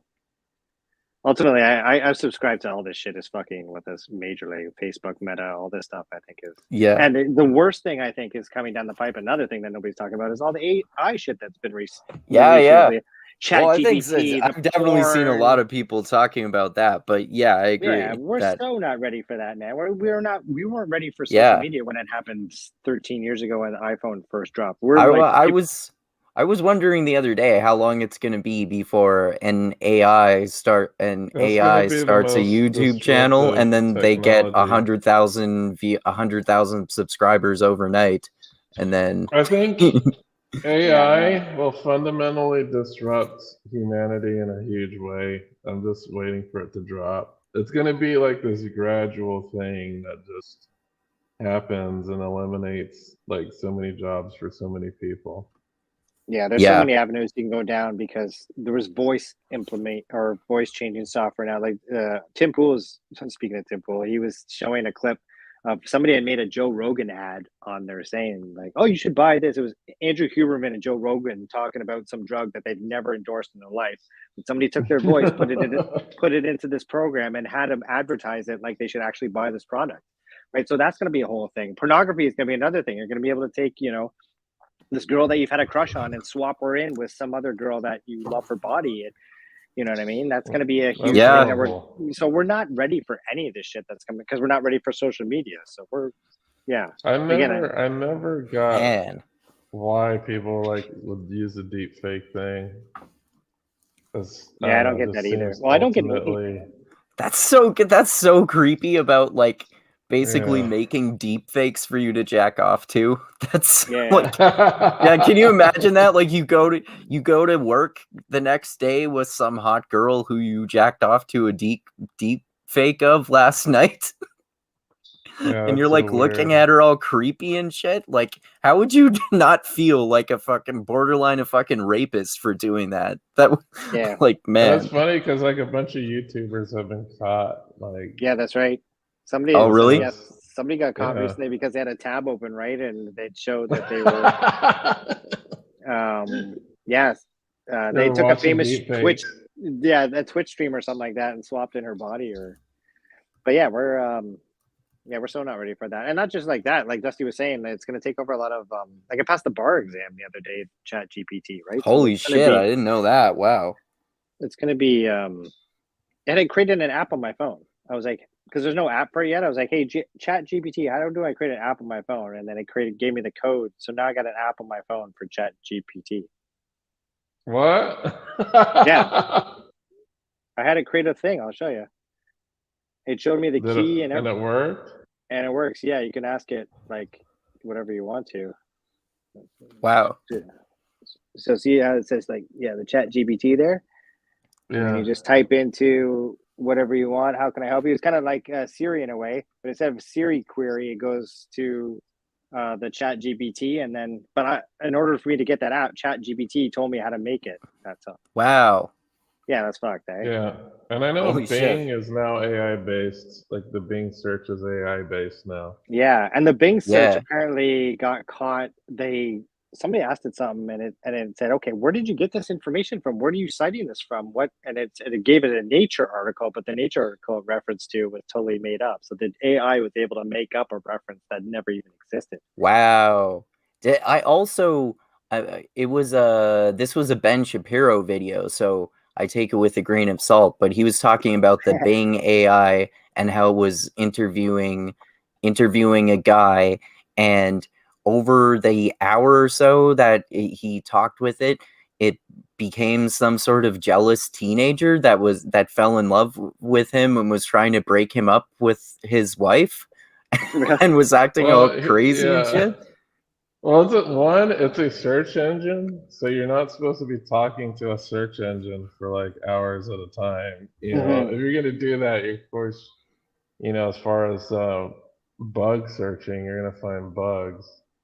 But yeah, I can understand that. But nobody in their right mind, because I know a NYT reporter did the same thing, and it took him like 2 hours before the thing started bugging out and saying weird shit. Like Yeah. he said that he was talking to it, and it had like some weird violent response, and then it got deleted and said, "Oh, like it said something about that was not supposed to happen or something like that." Holy It was, shit! It's yeah, and not. then Wow, the AI started telling him that it loved him, and that's and it was probably like, what I'm thinking of. yeah, stuff like Yeah. that. Yeah, it's not But accurate yet. I was yeah, asking at baseball stats the other day, and it told me a baseball player that totally played on the wrong team that doesn't even play on that team Oh anymore. So wow. it's not 100%.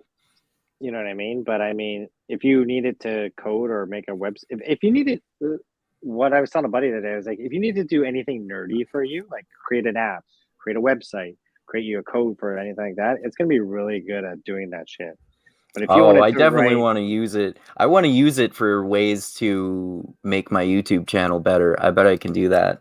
yeah, you definitely could. But if you wanted to do anything that's kind of like subjective, like I had it write lyrics for me, and I used it in one of my songs actually, but it wasn't like the lyrics didn't really work out that well. It's kind of off a little bit, but it still did a decent job. Or if you, I asked it to make me laugh, like tell me a joke, Chat GPT, and the joke it told me it wasn't really that funny. So it's really missing the mark on those kind of like Oh, okay. you know. I wonder if it could do like a deep fake video of me, like as if I'm doing a YouTube video, but it's a deep fake of me, and it would Mhm. get some things wrong, and I would say random nonsense occasionally, but other than that, it would sound normal. Oh, you definitely could. You could do your voice for sure. All you have to do is like a 3 minute clip it of your voice. You upload it to a website, and then you type in anything in a box, and it interprets it as the same in the same voice that you have. Wow. I forget what the program is called. They were talking about Do it you on Tim if Pool. that starts working well, like literally every YouTuber is going to start getting an AI to do their YouTube videos. and Oh yeah, then there will be like AIs doing debates with each other yeah, instead of the actual people. yeah, Like yeah. I don't. Yeah, AI Bosch versus AI Ben Shapiro on Russia Ukraine. I'm sure there's things on AI that we haven't even foreseen yet on how it's going to complicate things in everyday life I think for that's sure. probably Yeah. true, Andrew, because people watch other people playing video games on Twitch. Yeah, that's true. And So, there's Twitter arguments that are apparently bots that go against each other all the time just to Yeah, that makes generate sense. anger.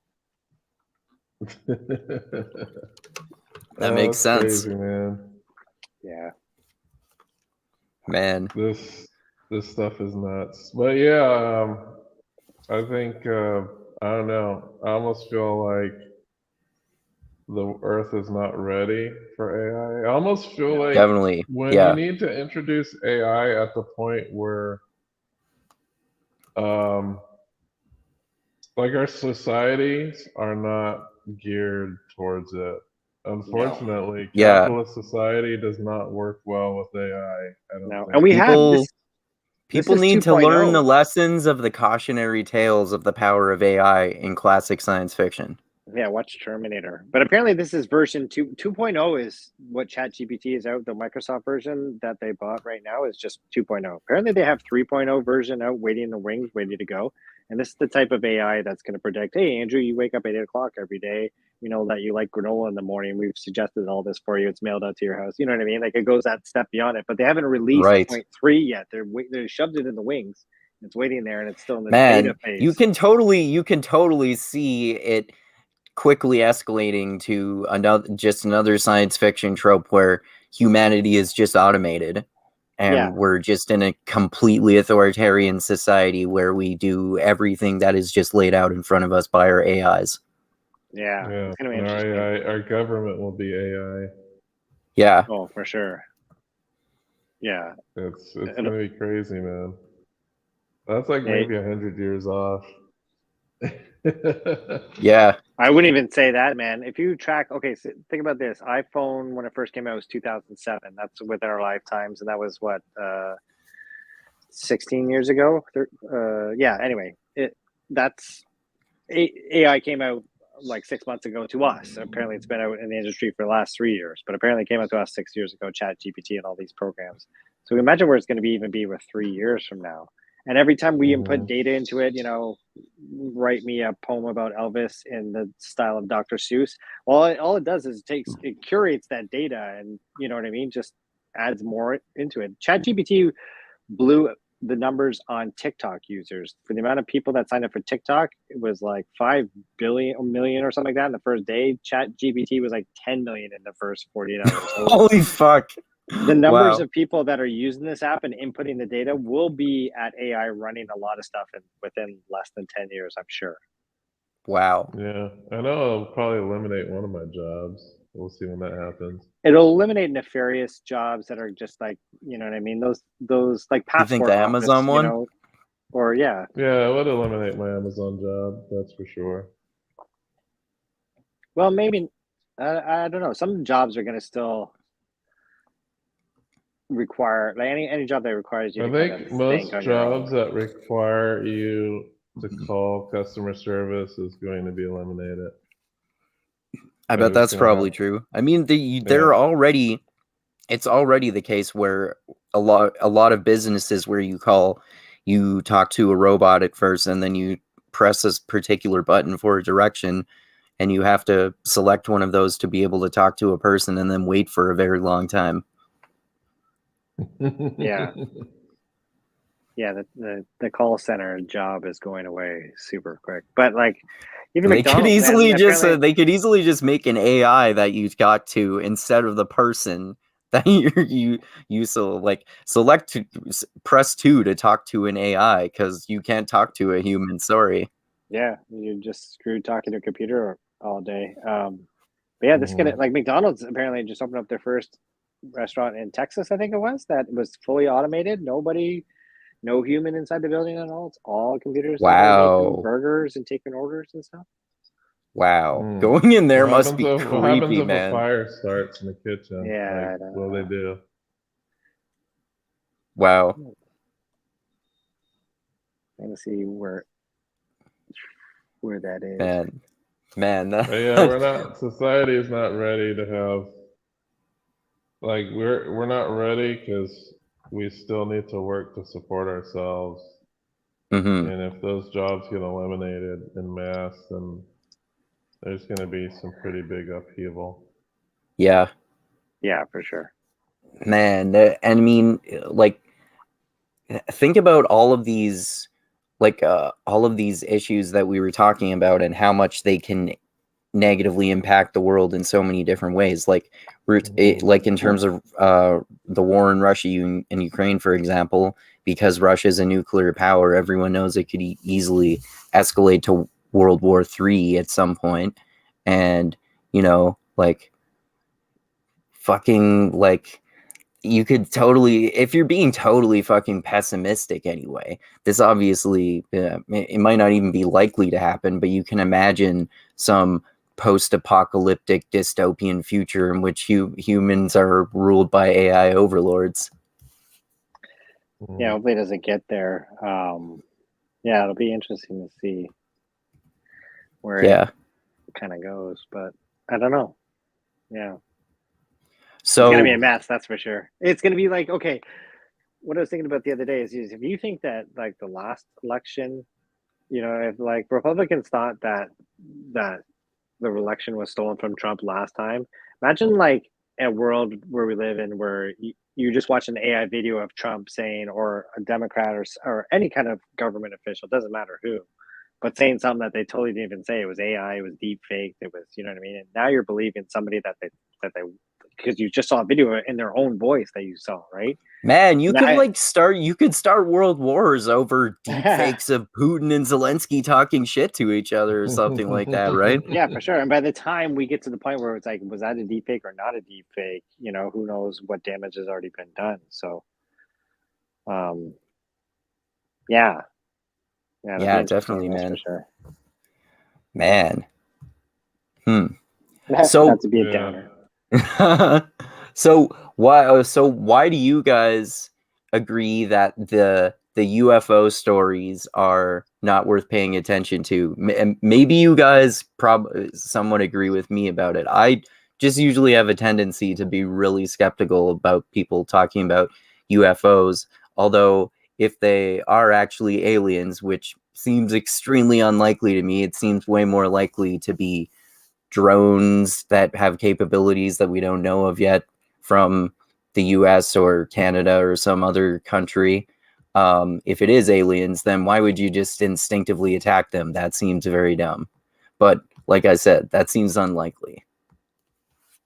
Yeah, I think the whole UFO story, all like the UFO stories are low stakes stories, stuff that won't impact me one way or the other. So they're kind of like, yeah, they're shooting these things down. Okay. Kind of wasting money doing it, but okay. Mm-hmm. And even like the money that they're wasting is like less than a 0%. It's like 0.0000001% of the military budget. But I guess it's still wasteful. Like, Ukraine, the money that we give Ukraine is less than 1% of the military budget. It's Oh like, yeah. And it's a it's lot like of way fucking money low. too. But It that's Yeah, is. it's in the also billions. Still in the billions. because the US's military budget is so fucking massive, right? Mhm. Yeah, it is like ridiculously big. And like a lot of it is not accounted for. I think like 50% of it or more. What was it? Was it the Pentagon that got audited relatively recently and they couldn't account for something like 70% of their budget? Yeah, the Pentagon, yeah, we don't know where that money's going. Yeah. It could be something like simple that they like, oh, it was some like base they set up in Afghanistan, but maybe they didn't even like account for that in their accounting and they just like Yeah. threw money at There's it. all sorts of fucking corruption involved with that shit too, like paying millions of dollars for buildings that don't get built and marking up the price Yeah. a whole lot on stuff. Yeah, like $10,000 for a toilet seat, dumb shit like that. Yeah. That definitely happened, like in the Iraq War for sure. I know there was like some reports that came out that was like, oh, they're charging like $600 for a toilet seat. Like the fuck? You can buy one for like $20 at Walmart. Yeah. Like Jesus Christ. But that's all it is, man. If these defense contractors just trying to milk that money. Yep. War is a racket. Get those contracts. And hey, I can't. Yeah, I technically work for one, so I kind of benefit from this. All your war profiteer. Kind of, but not really. I would make the argument that if you live in North America, we've all benefited off of some war, off of some, you know what I mean? Like our oil, you could take that as a case, or or the Congo, all the minerals that we're getting for our cell phones. There's another war that, you know what I mean? Yeah, like yeah. North America, westernized countries have pretty much been living off the backs of Did people you that guys made cheap products for us, and wars definitely we fought over minerals and land and access to all that kind of shit. So Did you guys see that Joe Rogan podcast recently with that guy who was looking into all of the minerals being used as cell phones and a lot of it being reliant at the bottom line on child labor and slave labor and indentured servitude and that kind of shit? Yeah. You know what else uses slave labor is the shrimp industry. Oh, I didn't know that. Yeah, massively. Like a lot of the shrimp that we get comes from Thailand, and they use slave labor to process some of that shrimp. Oh, wow. Yeah, there's a lot of that going on. Like in some supply chains, there might be some slavery involved. Yep. It's just kind of crazy that way. Mm-hmm. yeah, if you have a cell phone, chances are you participated in slave trade somewhere down the line. Yeah. I wonder how many the different corporations use slave labor or child labor in some ways, because a a lot of major corporations supposedly have a lot of factories in so-called third world countries where there aren't very stringent labor laws at all. They contract that all out. Like Microsoft, Apple, all those big tech, for example, if they're getting somebody to manufacture phones or any product for them, they give it to X company, and X company goes and finds it in Thailand, India, China, whoever's got the cheapest labor at the moment. Apparently, Mexico has got really cheap labor, but whoever's got the best contract, the best deal, that's where they go. And sometimes that third party sometimes goes to where they don't really follow the rules, or that country doesn't really follow the rules under the same kind of working conditions that we follow here in North America. So yeah. But I did see that. I didn't see that whole podcast about on the Joe Rogan. I saw the clips, the important clips that matter, and the crazy video clips of all those people digging for all those minerals and horrible conditions. And what I'd say about that is, the cool thing about that is Rogan is like obviously the number one media avenue or platform we have these days. So if that message is going to get spread anywhere, I'm kind of glad it got spread there. And a lot of people were talking about that after it happened. So will anything ever come out of it and change? Yeah, maybe. It's just going to, like everything, probably take years and years and years before there's legislation put in place or different kind of avenues to find different minerals in places that allow good wages to find these. You know what I mean? It's not like it's going to boom and your Apple phone is now going to be made in the United States by, Man, these are but not everyone needs a cell phone either. I wanted to not get a new cell phone when I got my last new one, but like because I take care of my mom a lot, my parents wanted me to have one, so I can always be gotten a hold of in case of an emergency. And if I didn't have that sort of situation, I would just like talk to people on Facebook Messenger on my laptop a few times a day. That would save me so much time, because I'm pretty disciplined about only checking my phone after I complete a task. But even doing that ends up being several times a day, and I'm always shocked at how much I end up using my phone. Yeah, I hate it, man. I got two of them. I got a personal phone, and I got a work phone, and they drive me nuts. The real challenge for me these days I got two kids. They both want phones, and it's like fucking. The shitty thing is like now I'm going to be the shitty dad if my kid wants a phone and I say no. Well, all of his friends have a phone, and then I'm put in this bad situation where all the parents around me are fucking shitty and making bad decisions, and you know what I mean? Now I'm going to be an asshole if I say no and everyone.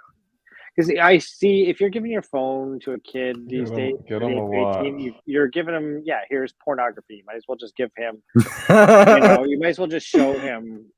Here's the Playboy.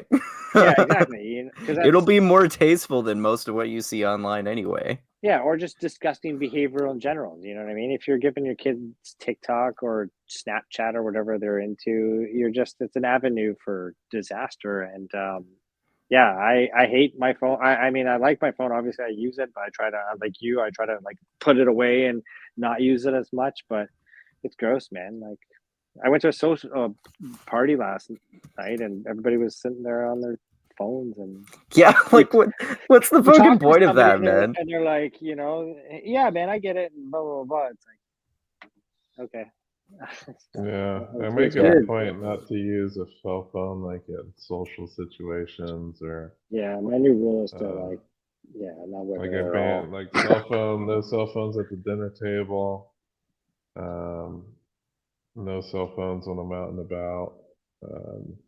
Only if I'm out and about by myself, then I'll use it. But typically, like the only thing I use my phone for is very limited. It's like, okay, listening to audiobooks, listening to podcasts, the occasional YouTube, and also has my language learning apps on there. I spend more time probably with my language learning apps than anything else.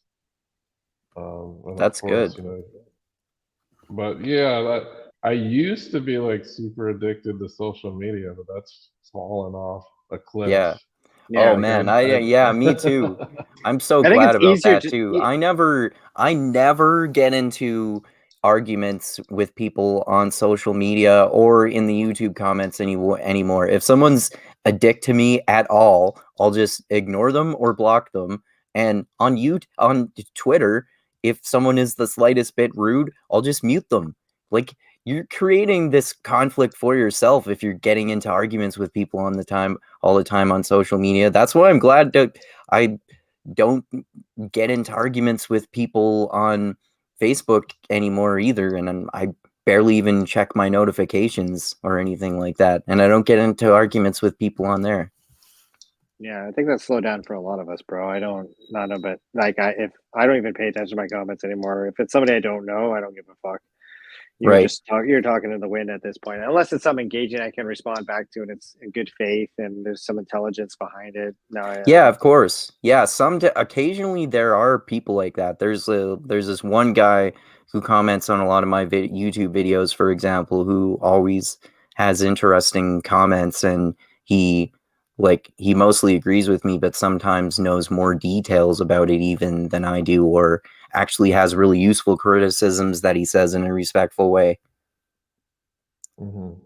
yeah, and it's getting easier, man. Every time I am on Twitter or Facebook or whatever, it's like, oh, that's gross. Bye, I'm out of here. And yeah, I was just on another YouTuber today because he was like, I'm quitting YouTube. I'm like, yeah, you can virtue signal and do all that. I'm fucking out of here, bullshit. But honestly, all you gotta, it's simple to me. Post your shit that you want to post your content, post your band, listen to my music, here you go, and then get the fuck out of there. Don't stick around and listen to everybody's comments. Like Joe Rogan post said. And goes, fine. Yeah. That's all I do. I go, I check, I have like everybody that is close friends, family highlighted in my, top whatever. Check those people. Anything good? No, bye. See ya, I'm out of there. Mm-hmm. I'm not sticking around for your political opinions. Yeah. But now that it's funny, now that I'm in this mentality right now where it's like less phone the better. But now that AI is creeping into it and it's Chat GPT and it's fake boobs and it's fake everything and 24/7 now I'm like I want to put my phone away even more. I'd like, you know what I mean? Like, right. And I hope other people are thinking the same thing. I know it's going to be harder now with AI, but I think now that we've gone from fake to super fake. Yeah. We've gone from like Kardashian 0.1 to Kardashian 0.2. That it's just like, okay, now this is just, I can't, I'm out of here, If everything I look on Instagram is just gonna be, have you guys seen the TikTok filter where they make you look like 15 years younger? No. Oh, dude. Wow. It's fucking unreal because like I'm 40 and we were hanging out with people that were like 4 years old, but then you put this filter on and it looks like you're 15 years old again. It takes out all the wrinkles in your face. It's unreal. And it's like if that's where we're heading to, every time I log in online, people that are my age are really looking like they're 12 now. I'm out of here. You know what I mean? Like, dude, can you imagine how that's gonna be for actors too? Eventually, actors are just gonna be AIs also, because they can just endlessly look young. They can just look like 20 forever. Yeah, it's already. That's what they've been doing, right? For some of yeah, these exactly. movies, what movie? I was watching some movie and they made someone significantly younger. The Irishman. Was that it? There are a few of them at least now. Tron, using like CG to make people look younger. I know they did that in Tron for sure. Yeah, Tron Legacy. And they do Superman with Henry, or didn't they erase Henry Cavill's mustache? Or yeah, they erased his mustache. They paid a lot of money for that too. Yeah, it's so funny. It still looks weird. It looked funky still. Yeah, exactly. Even after that. But that was that's AI 0.1. You know, imagine if it's once it gets better in 5 years, Yeah.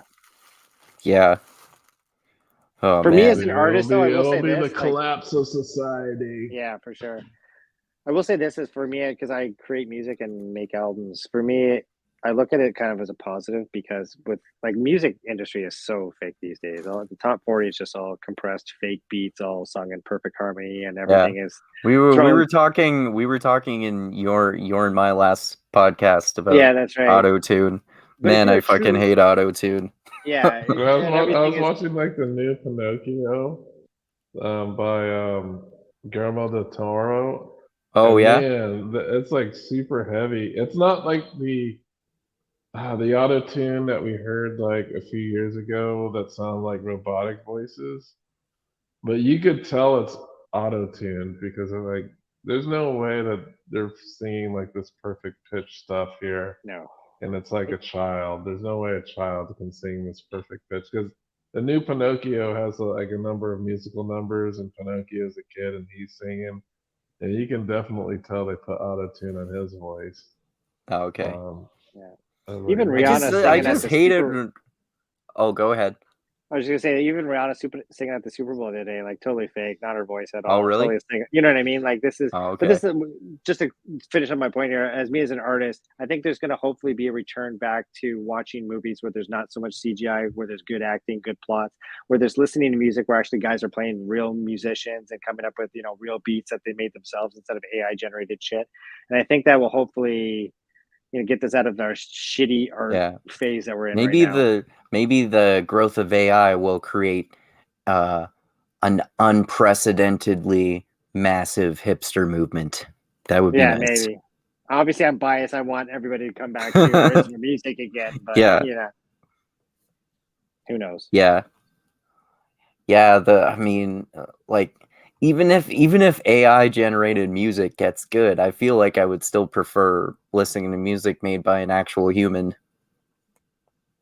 Yeah, there's going to be something to like somebody that actually. Well, I don't know, man, because like if you look at music these days, like who's popular? It's not somebody that can play an instrument at all, or anybody that you know what I mean. Like Harry Styles is huge, and it's because he's a good-looking product. It's not because he actually is. Well, he's talented, but if you watch like the Grammy Awards that just happened, he played live in front of an audience, and his voice sounded like shit. Right, so he's not like the talent is there, but it's McDonald's. He's been totally covered over with AI and all this fake shit all over it. So, but people love that. That's in top 40. He's got 60 million subscribers on Spotify. So it's realistically, will that really happen? No, Holy shit, 60 million? well, I Wow. don't know what it is. It's a ridiculous Wow. number, but realistically, I don't like. I know I'm being naive by saying, oh, maybe we'll come back to a place where art and is actually appreciated again, real, true Maybe. art. But I highly doubt it. I think people don't have the attention spans or the time to go through and figure out who's singing the right note, who's playing the right key, who's directing their own videos, all that kind of stuff. It's just, oh, I like this song on the radio. It's sung by Taylor Swift. Cool. I love her stuff. I'm gonna buy everything. Bye. Yeah. Yeah. Yeah, which is fine. It's just I don't know. Yeah, it's idiocracy come to life for me. You know what I did? Well, you know what I Yeah. spent? I spent like half an hour last night watching bloopers of times that people farted on live television. That's a much better way to spend your time than to like go down rabbit holes of especially non-important issues that people talk about. Did you know that Megyn Kelly like farted twice on air? No, well, she was on Fox. Yeah, I think she was on. She was on. There was some newscast that she was on, and she farted like twice. Like she farted, she started laughing, and then she farted again. Oh, that's funny. Yeah. That's even funnier that she laughed at her fart. Yeah, she laughed at herself. I think that is like the best. I hate people who try to like play it off. Like Yeah. you might as well own it. Yeah. One of the funnier ones too was when Leslie Nielsen got interviewed and he farted. Gotta figure that. He react? Faces. He made like he makes like these funny facial expressions. Okay. Yeah, because he's really good with that type of stuff. Yeah. But yeah, like that's various funny. like random news people farting, and I think one of them there was like an interview with some chick was like, and it was in Dutch, and some chick pooped herself. Ew. Yeah, I was like, holy crap. And the guy, it was like super awkward because she was interviewing somebody. Yeah. Wow. Farting probably happens a lot because that's like that's an anxious thing. You build up gas and it's a fight or flight thing. You probably are just releasing it to. I wonder how often that has to get edited out of movies and TV shows. Yeah, I don't know. I saw this last night. I saw a UFC fight where some guy, I think he got punched really hard and then he pooped himself all over like the mat. That's so gross. Seriously? Oh my Yeah, god, that is Oh, that's so gross. embarrassing. Yeah. and Oh man. he just like walked out. He lost, and then he was like walking away, and then like the camera's like focusing on like the poop spots on the Oh mat. man, that's Yeah. gross. Yeah, I feel bad Yeah. personally. Yeah, me too, man. That would be awful. Oh man, I was just randomly thinking about in terms of AI, there like and the deep fake porn and that kind of stuff. Remember I was saying earlier that some of these super attractive female political pundits like Crystal Ball and Lauren Southern and AOC and Candace Owens, they would make tons of money if they had OnlyFans. Like there could totally be AI versions of those who have their own OnlyFans. Oh yeah, for sure. And They'll Boba make like too. People their love own that girl. OnlyFans using AI. Yeah, they could totally do that too. Yeah, for sure.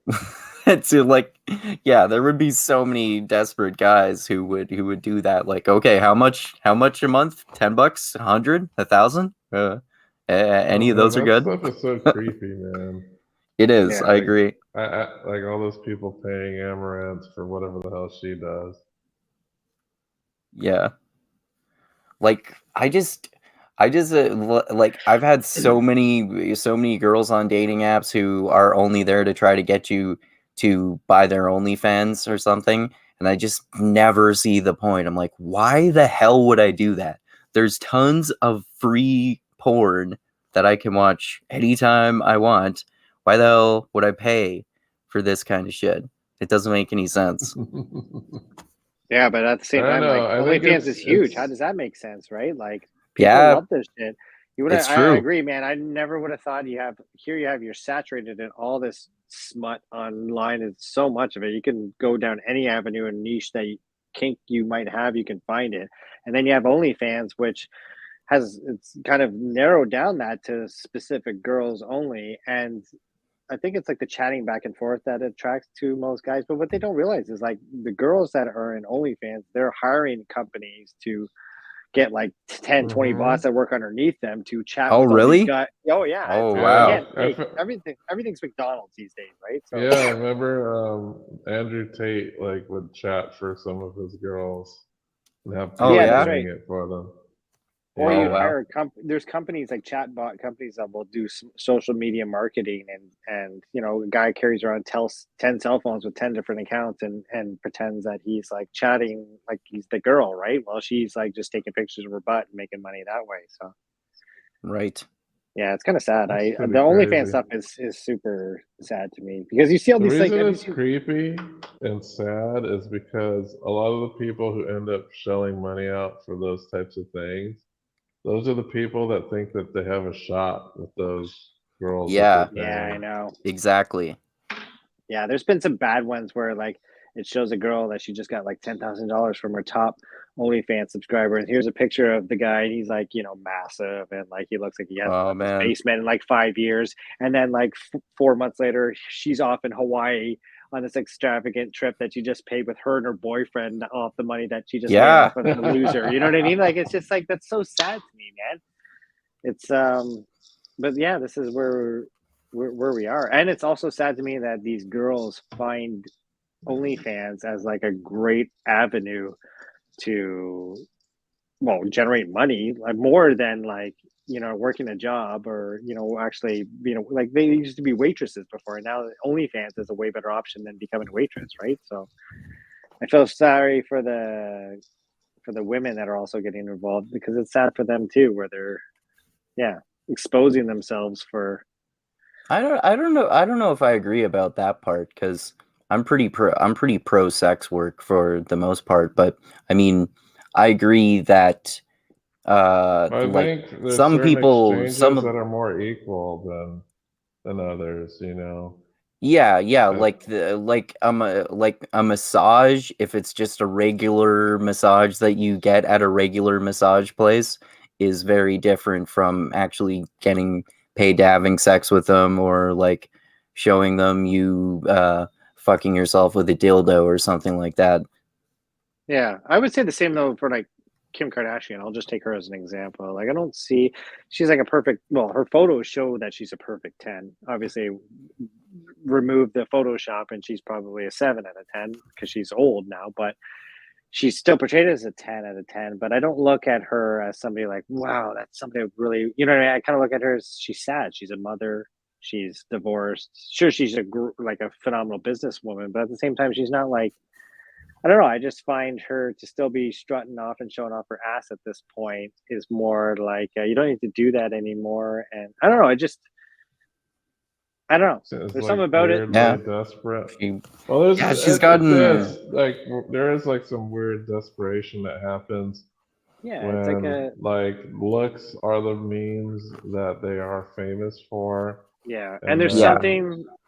there's something weird, not weird, but there's something that's kind of eerie about because to women looks are fleeting, right? They have a certain amount of Mhm. age where they're actually looking that attractive, and the older you get and the more you try to hold on to that is kind of not sad and I don't know. There's just something about it that is you don't need to do that anymore. Once you get to a certain age, you should be looked upon with women at a like inner beauty or something like that. You know what I mean? Those looks should translate into, like more of like I don't know how to describe it other than like a motherly beauty. Do you know what I mean?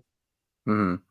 Well, Well, there's and definitely like especially older if women you're who can if you're keep it. married or something like that, then Mhm. then obviously your relationship should be more than looks anyway.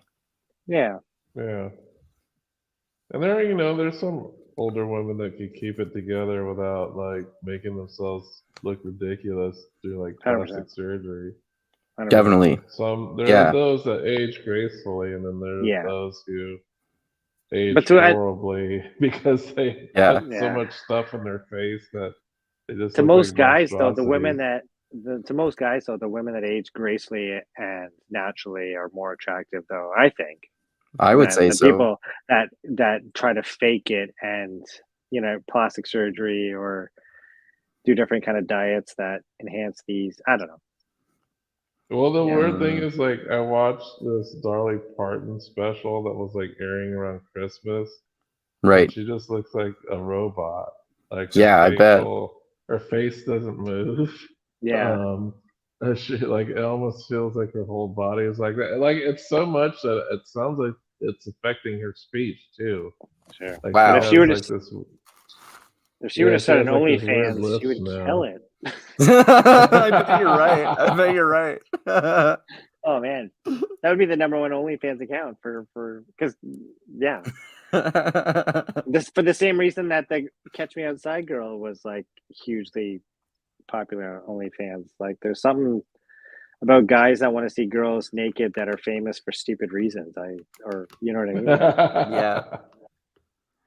Like Not that Dolly Parton is famous for stupid reason. Like she's famous for amazing reasons. She's a musician. Oh yeah, of but course. Yeah. obviously she's got huge assets that people would want to see live. Huge assets. Yeah. Yeah, for sure. Oh man. Yeah, with these fake people looking faker and faker. I don't know. Some of them just take it way too far, and it ends up being disastrous. Yeah. Yeah. Like Nicole Kidman is another example, I think. I haven't looked at her lately, so I don't know what's going on with her. She's like in more recent years, she really obviously had huge facelifts and is trying to look like she's 30 again or something like that. And it just looks really fake. And there are other women where they do a much better job of that sort of thing. Like Selma Hayek, for example, is still hot, I would say. Oh, she was like extremely hot to begin with. True. I haven't seen her what she's looking like lately either. I saw her relatively recently in that movie with Ryan Reynolds and Samuel Jackson called the Hitman's Wife's Bodyguard. Yeah, it was a sequel to The Hitman's Bodyguard with Ryan Reynolds and Samuel L. Jackson. So she played Samuel L. Jackson's wife in this second one, and she looked like she was still hot. Okay. Anyway, I guess the only one of the main issues that we didn't really get that much into at all was the earthquakes in Turkey and Syria. We didn't really talk that much about that. So I don't really know that much about the details of it, other than that there are tens of thousands of casualties, like 37,000 casualties due to basically corruption and Erdogan accepting bribes so that the buildings that were built on the fault lines there were not up to code in terms of being safe for earthquakes. That's pretty much all I know about the situation so far. What do you guys know about it? Pretty much the same as you. Like, Erdogan greenlit these shoddy buildings, and then he's kind of trying to deflect responsibility by arresting the engineers and architects that he greenlit for them to not have to follow these codes. So he's trying to cover his own ass. I don't know how successful he is in doing that, because it's really hard to know what Turkish people are saying about that. But yeah, I heard we'll have to see if this manifests into something else. It could take time.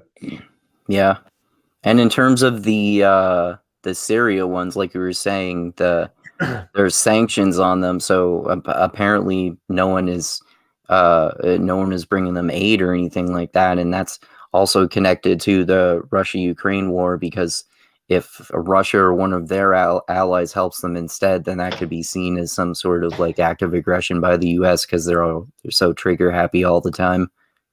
Well, I believe Russia is obligated to assist, because I think no NATO nation is going to help out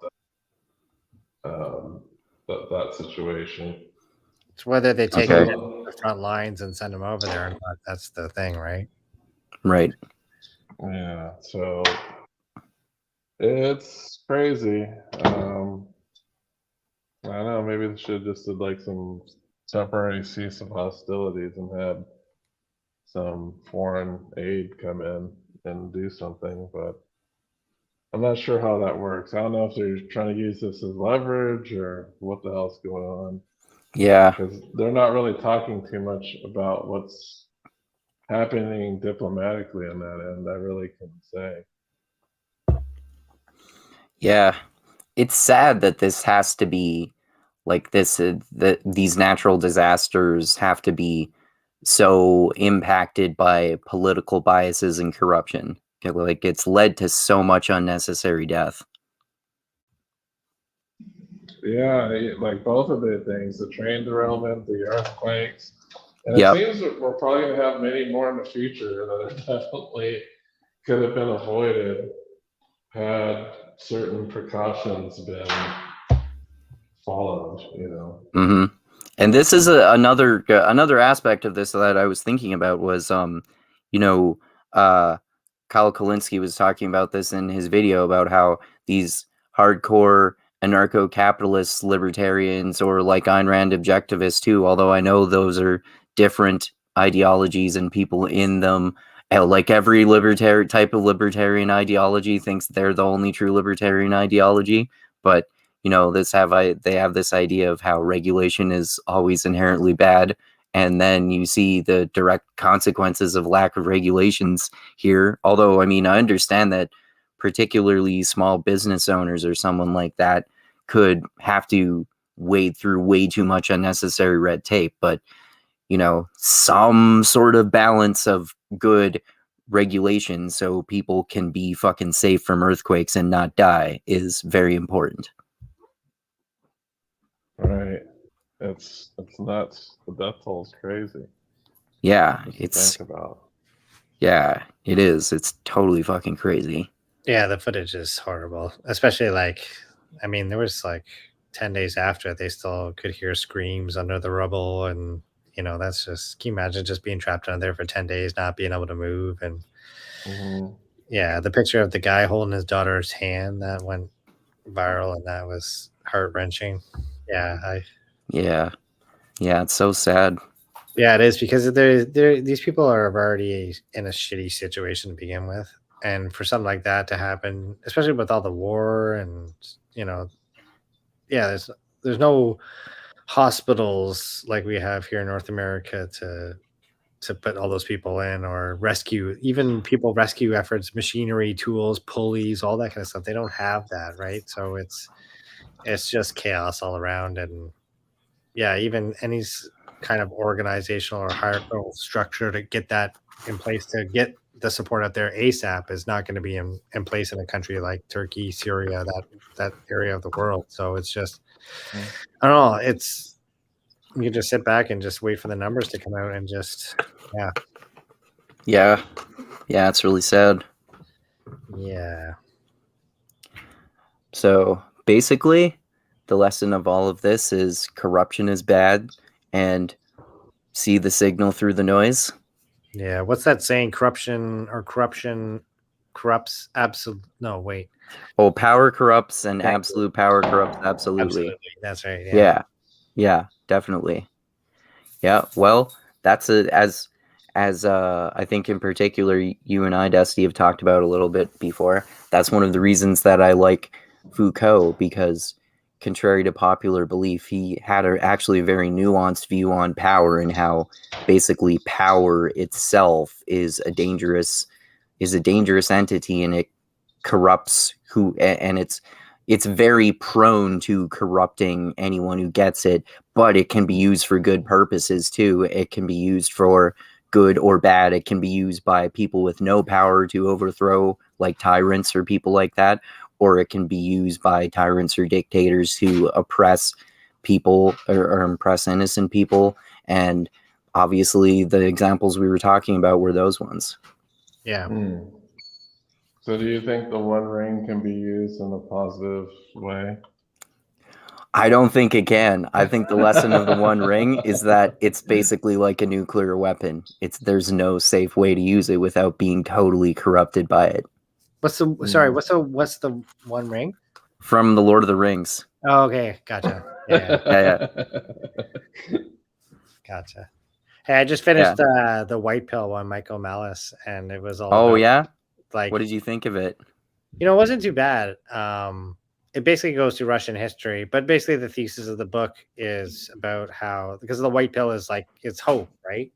Mm-hmm. And it's we think that shit is bad right now with the government that we live in right now, but he was just bringing Russian history, communism, World War I, World War II, was just an example of how shit can really hit the fan and be really, bad. And we'll never go. I don't think we'll ever go back to that ever again. But we face new challenges, like we were talking about earlier, with information, especially social media, AI, and it won't be as deadly as it was in the past, but it will definitely, it's definitely going to be chaos and entertaining, I guess, along the way. I don't know. Yeah. Well said. I totally agree. The world of Murderbot. Yeah. Those Murderbot books are so good. Yeah, those are mostly short, kind of novella length science fiction books from the perspective of a robot that is basically an assassin. Robot. Sorry? It's like a robot that becomes sentient. Yeah, basically it learns how to kind of hack its own programming and develops its own personality and goes on these interesting missions, sometimes impersonating a human, which is very interesting. And yeah, they're really good books. That's I mean, ChatGPT is obviously not capable of having a physical body and manipulating people like that. Yeah. So far, it can only manipulate people with deep fakes. Yeah. Hopefully everybody smartens up to know what is a deep fake or not, though. I guess that's going to be the question, right? Yeah, there should be someone will probably get rich from developing some sort of check where before you watch a video, it takes it through this filter or something like that to see if it's a deep fake. Deep fake, yeah. Yeah, that'd be a good, yeah, if you can get Chat GPT to write you the code on how to make that possible. Yeah, exactly. I need an AI to tell me how to, yeah. And then it could like tell you the opposite of what you want, and it could lead to like Skynet and Judgment Day. Yeah. Jeez, I need an AI just to curate all this information.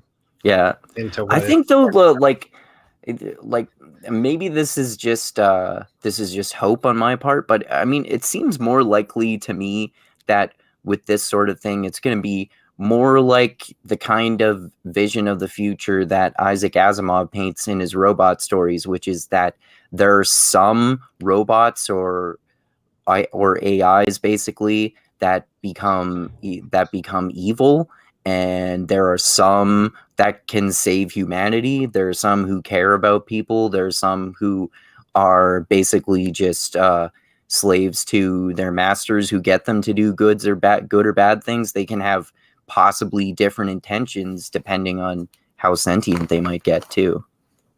Mm-hmm. Yeah. Yeah, I don't know. Hopefully they don't get at the end. Sorry? I said, like, hopefully the robots don't become too much like us. You know what I mean? Yeah. I hope so too. People will be screwing robots. Yeah, I was just thinking about that too, because there are already these very primitive sex robots. Yeah. I was gonna say people are already doing that, are they not? Like, isn't Fleshlight just like some kind of like really, really, really, really? Yeah. Well, and there was that Whitney Cummings special where she brought on her her sex doll self or something like that. Her robot sex doll self, was it? Yeah, I think that's what it was. Yeah. Yeah. Did it look like her? I thought it looked a little bit more like Angelina Jolie. But it did look kind of like her. Yeah, there are definitely a lot of guys who would just fuck a sex robot instead of even bother dating at all. Maybe there are some that need it. There's those incels. True. You gotta satisfy those incels. It would be good. That would be good for them because that could potentially prevent mass shootings too. That sucks, man. That's like, we gotta prevent mass shootings by giving the incels. Yeah. I mean, as creepy as I find that a little bit, I think people should totally be allowed to do that. And I think it is way more intense than porn, obviously, but I think people can probably develop discipline where they actually have a relationship, but then they also have a robot sex doll, and they don't weigh their robot sex doll over their actual relationship. Either that or make prostitution a socially acceptable practice. I could totally see that happening too. Well, I mean, if it's a product that you're having sex with and you're not a human, you could totally make that argument too. Robot sex doll prostitutes. What if they become sentient? That would be so weird. I wonder if someone's written a science fiction story about that. I wonder if I could find one of those short stories written by a classic sci-fi author like Ray Bradbury or Isaac Asimov or Robert Heinlein. Well, in Murderbot, there's two types of units. There's sex units and comfort units. True. Comfort units are basically sex robots. True. We're getting some weird moral dilemmas now. Yeah. Yeah, exactly. Man, even if robots become sentient and humans want to marry robots or something like that, I think that's probably fine too. Is just like another weird things that humans will just adjust to. It's so weird. Yeah. That's too weird. I don't know. Hey, this is There's already Anna. people there that'll marry like animals and weird shit Yeah. like that. So Yeah. Yeah, it's weird. Yeah. I don't know how I feel Alright. about that. Yeah, it's definitely weird to think about. It's like somebody was talking on a podcast a while ago. Sex dolls for child molesters, like Oh yeah. Oh, Yeah, yeah. man. I've heard about that too. that. Honestly, It I think exists, right? But I that's think that's another weird another thing. Yeah, I think that's another thing that even though it's even more creepy, like way more creepy than just robot sex dolls, I think that should be allowed too, especially if it prevents pedophiles from actually molesting children. I think that's a good thing. Yeah, I don't know. Yeah. I've never gone down the rabbit hole and debated that, but it's one of those moral conundrums that, like, I don't know. Yeah. It Well, just especially if you can imagine if like a child robot sex doll became sentient, then it would be rape.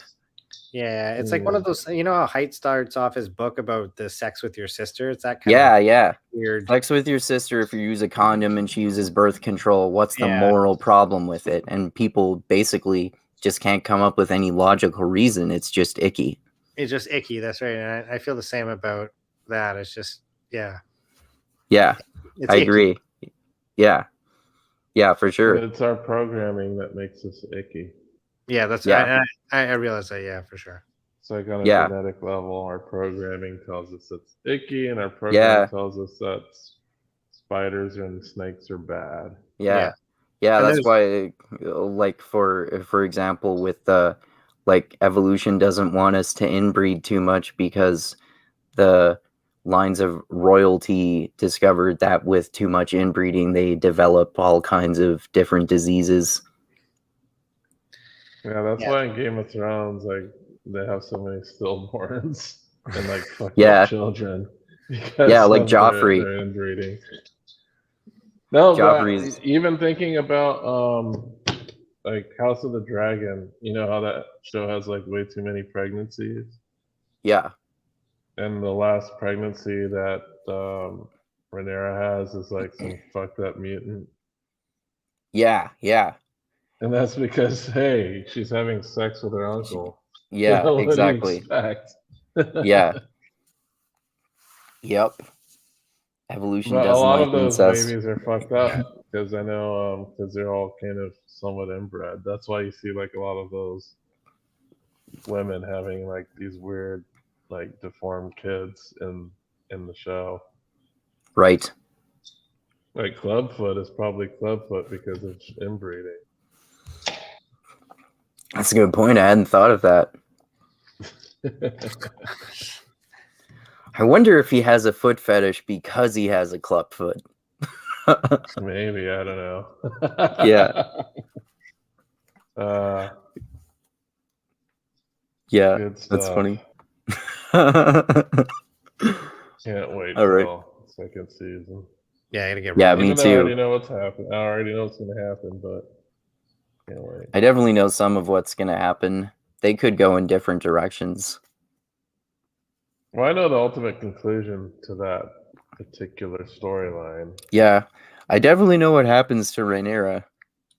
I thought that might happen at the end of the last season, but it didn't. So Don't ruin it for me. Yeah. So that It's a first game. season is based off of like an hour of audio. Yeah, I know. They're They're really stretching it out. Yeah. Yeah. And I think the second half of that is like another hour. Yeah. And They're that's why I stretching it don't out. understand how they're gonna stretch this out unless they're going to go past like the Dance of Dragons like storyline. Yeah, I don't know. think they I can- think they might have to because they're doing 5 seasons, I think, right? Yeah, I don't think you can stretch out the Dance of Dragons for 5 seasons. It's just Yeah. it's not enough material there. That's why I was surprised that they started so early. I thought they might start earlier with Well, I Who thought they were was gonna it? start with like the Someone the Doom of Conqueror? Valeria or something. You know, when they Yeah, had the like plaid and old then Valeria would have been really interesting to see. Yeah. yeah, and then them starting to conquer Westeros. Mm-hmm. We don't get to see any of that. They're like already conquered it, and he's already the king of everything by the time we Yeah. start. Mm-hmm. So I don't know. Yep. Maybe they'll go back in time. That'd be interesting if they do that. Yeah. But maybe Yeah, they could do that. jump up in time. We'll see. Yeah. Yeah, I'm looking forward to season 2. Definitely, like we've talked about before, definitely way more than season 2 of Rings of Power. Yeah.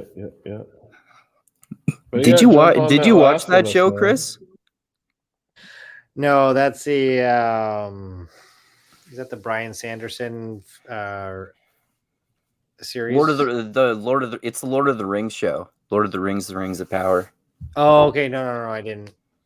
I didn't get into House of Dragon, which actually surprised me, and I'm glad it kind of rebounded the Game of Thrones series. But yeah, me too.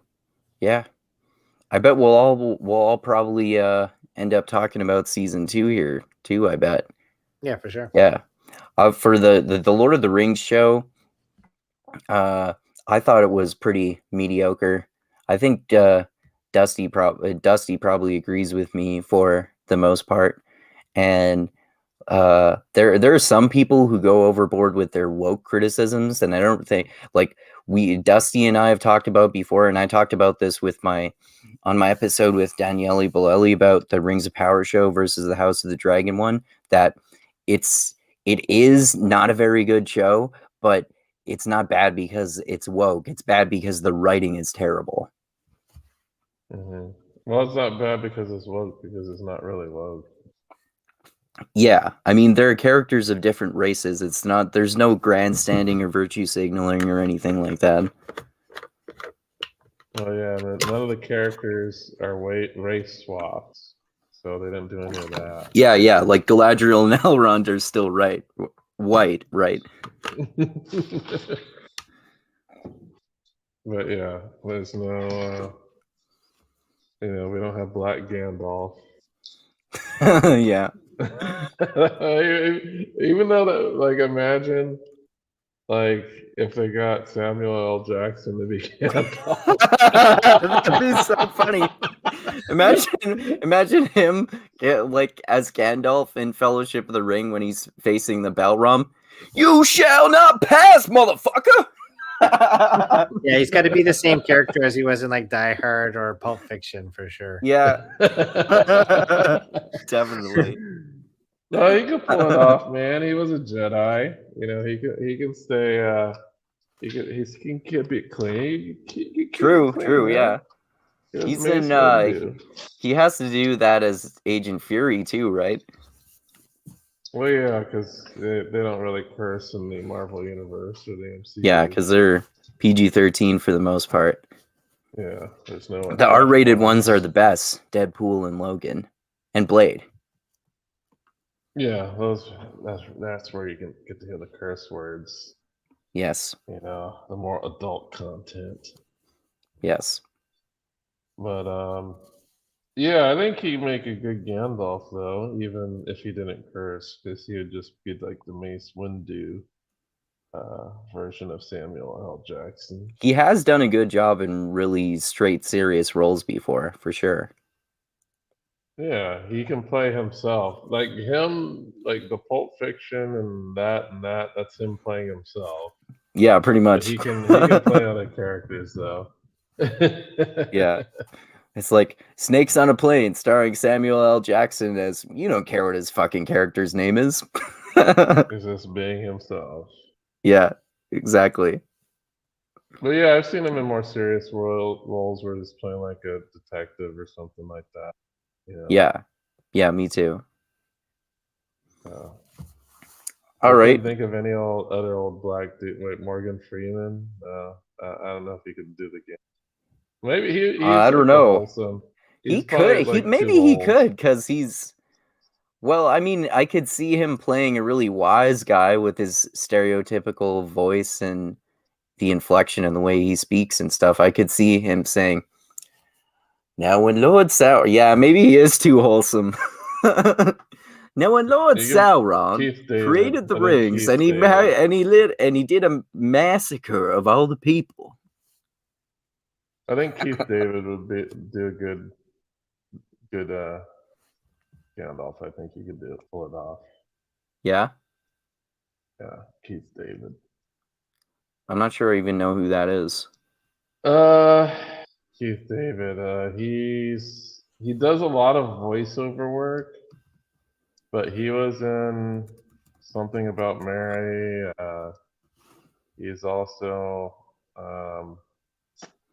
Oh, okay. I just looked him up. Yeah, I know who you mean. he's in Oh that yeah, one movie he's with Roddy Piper. He's in the longest. The No, what? Go ahead. He was Cameron Diaz's dad in There's Something About Mary, right?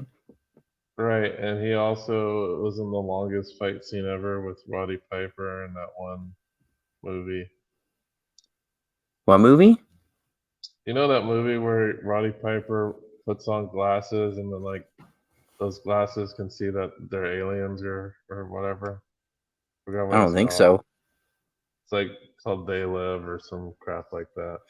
Oh yeah, I don't think I've seen that movie, but I've heard of it because you know I've talked about Slavoj Žižek before, right? He's Mhm. talked and written about that movie. Yeah, Keith David is one of the protagonists in that movie. Oh, okay. But one of the longest fight scenes on film is in that movie. Oh, okay. Cool. It's when Roddy Piper gets in a fight with Keith David. You can probably find Okay. it on YouTube. Oh Like yeah, a I bet you can. ridiculously long fight scene that's longer than it needs to be. Oh, okay.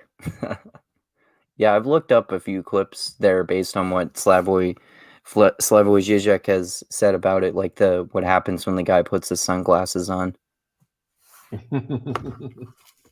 Yeah. Yeah. Anyway, I think we've probably been talking long enough.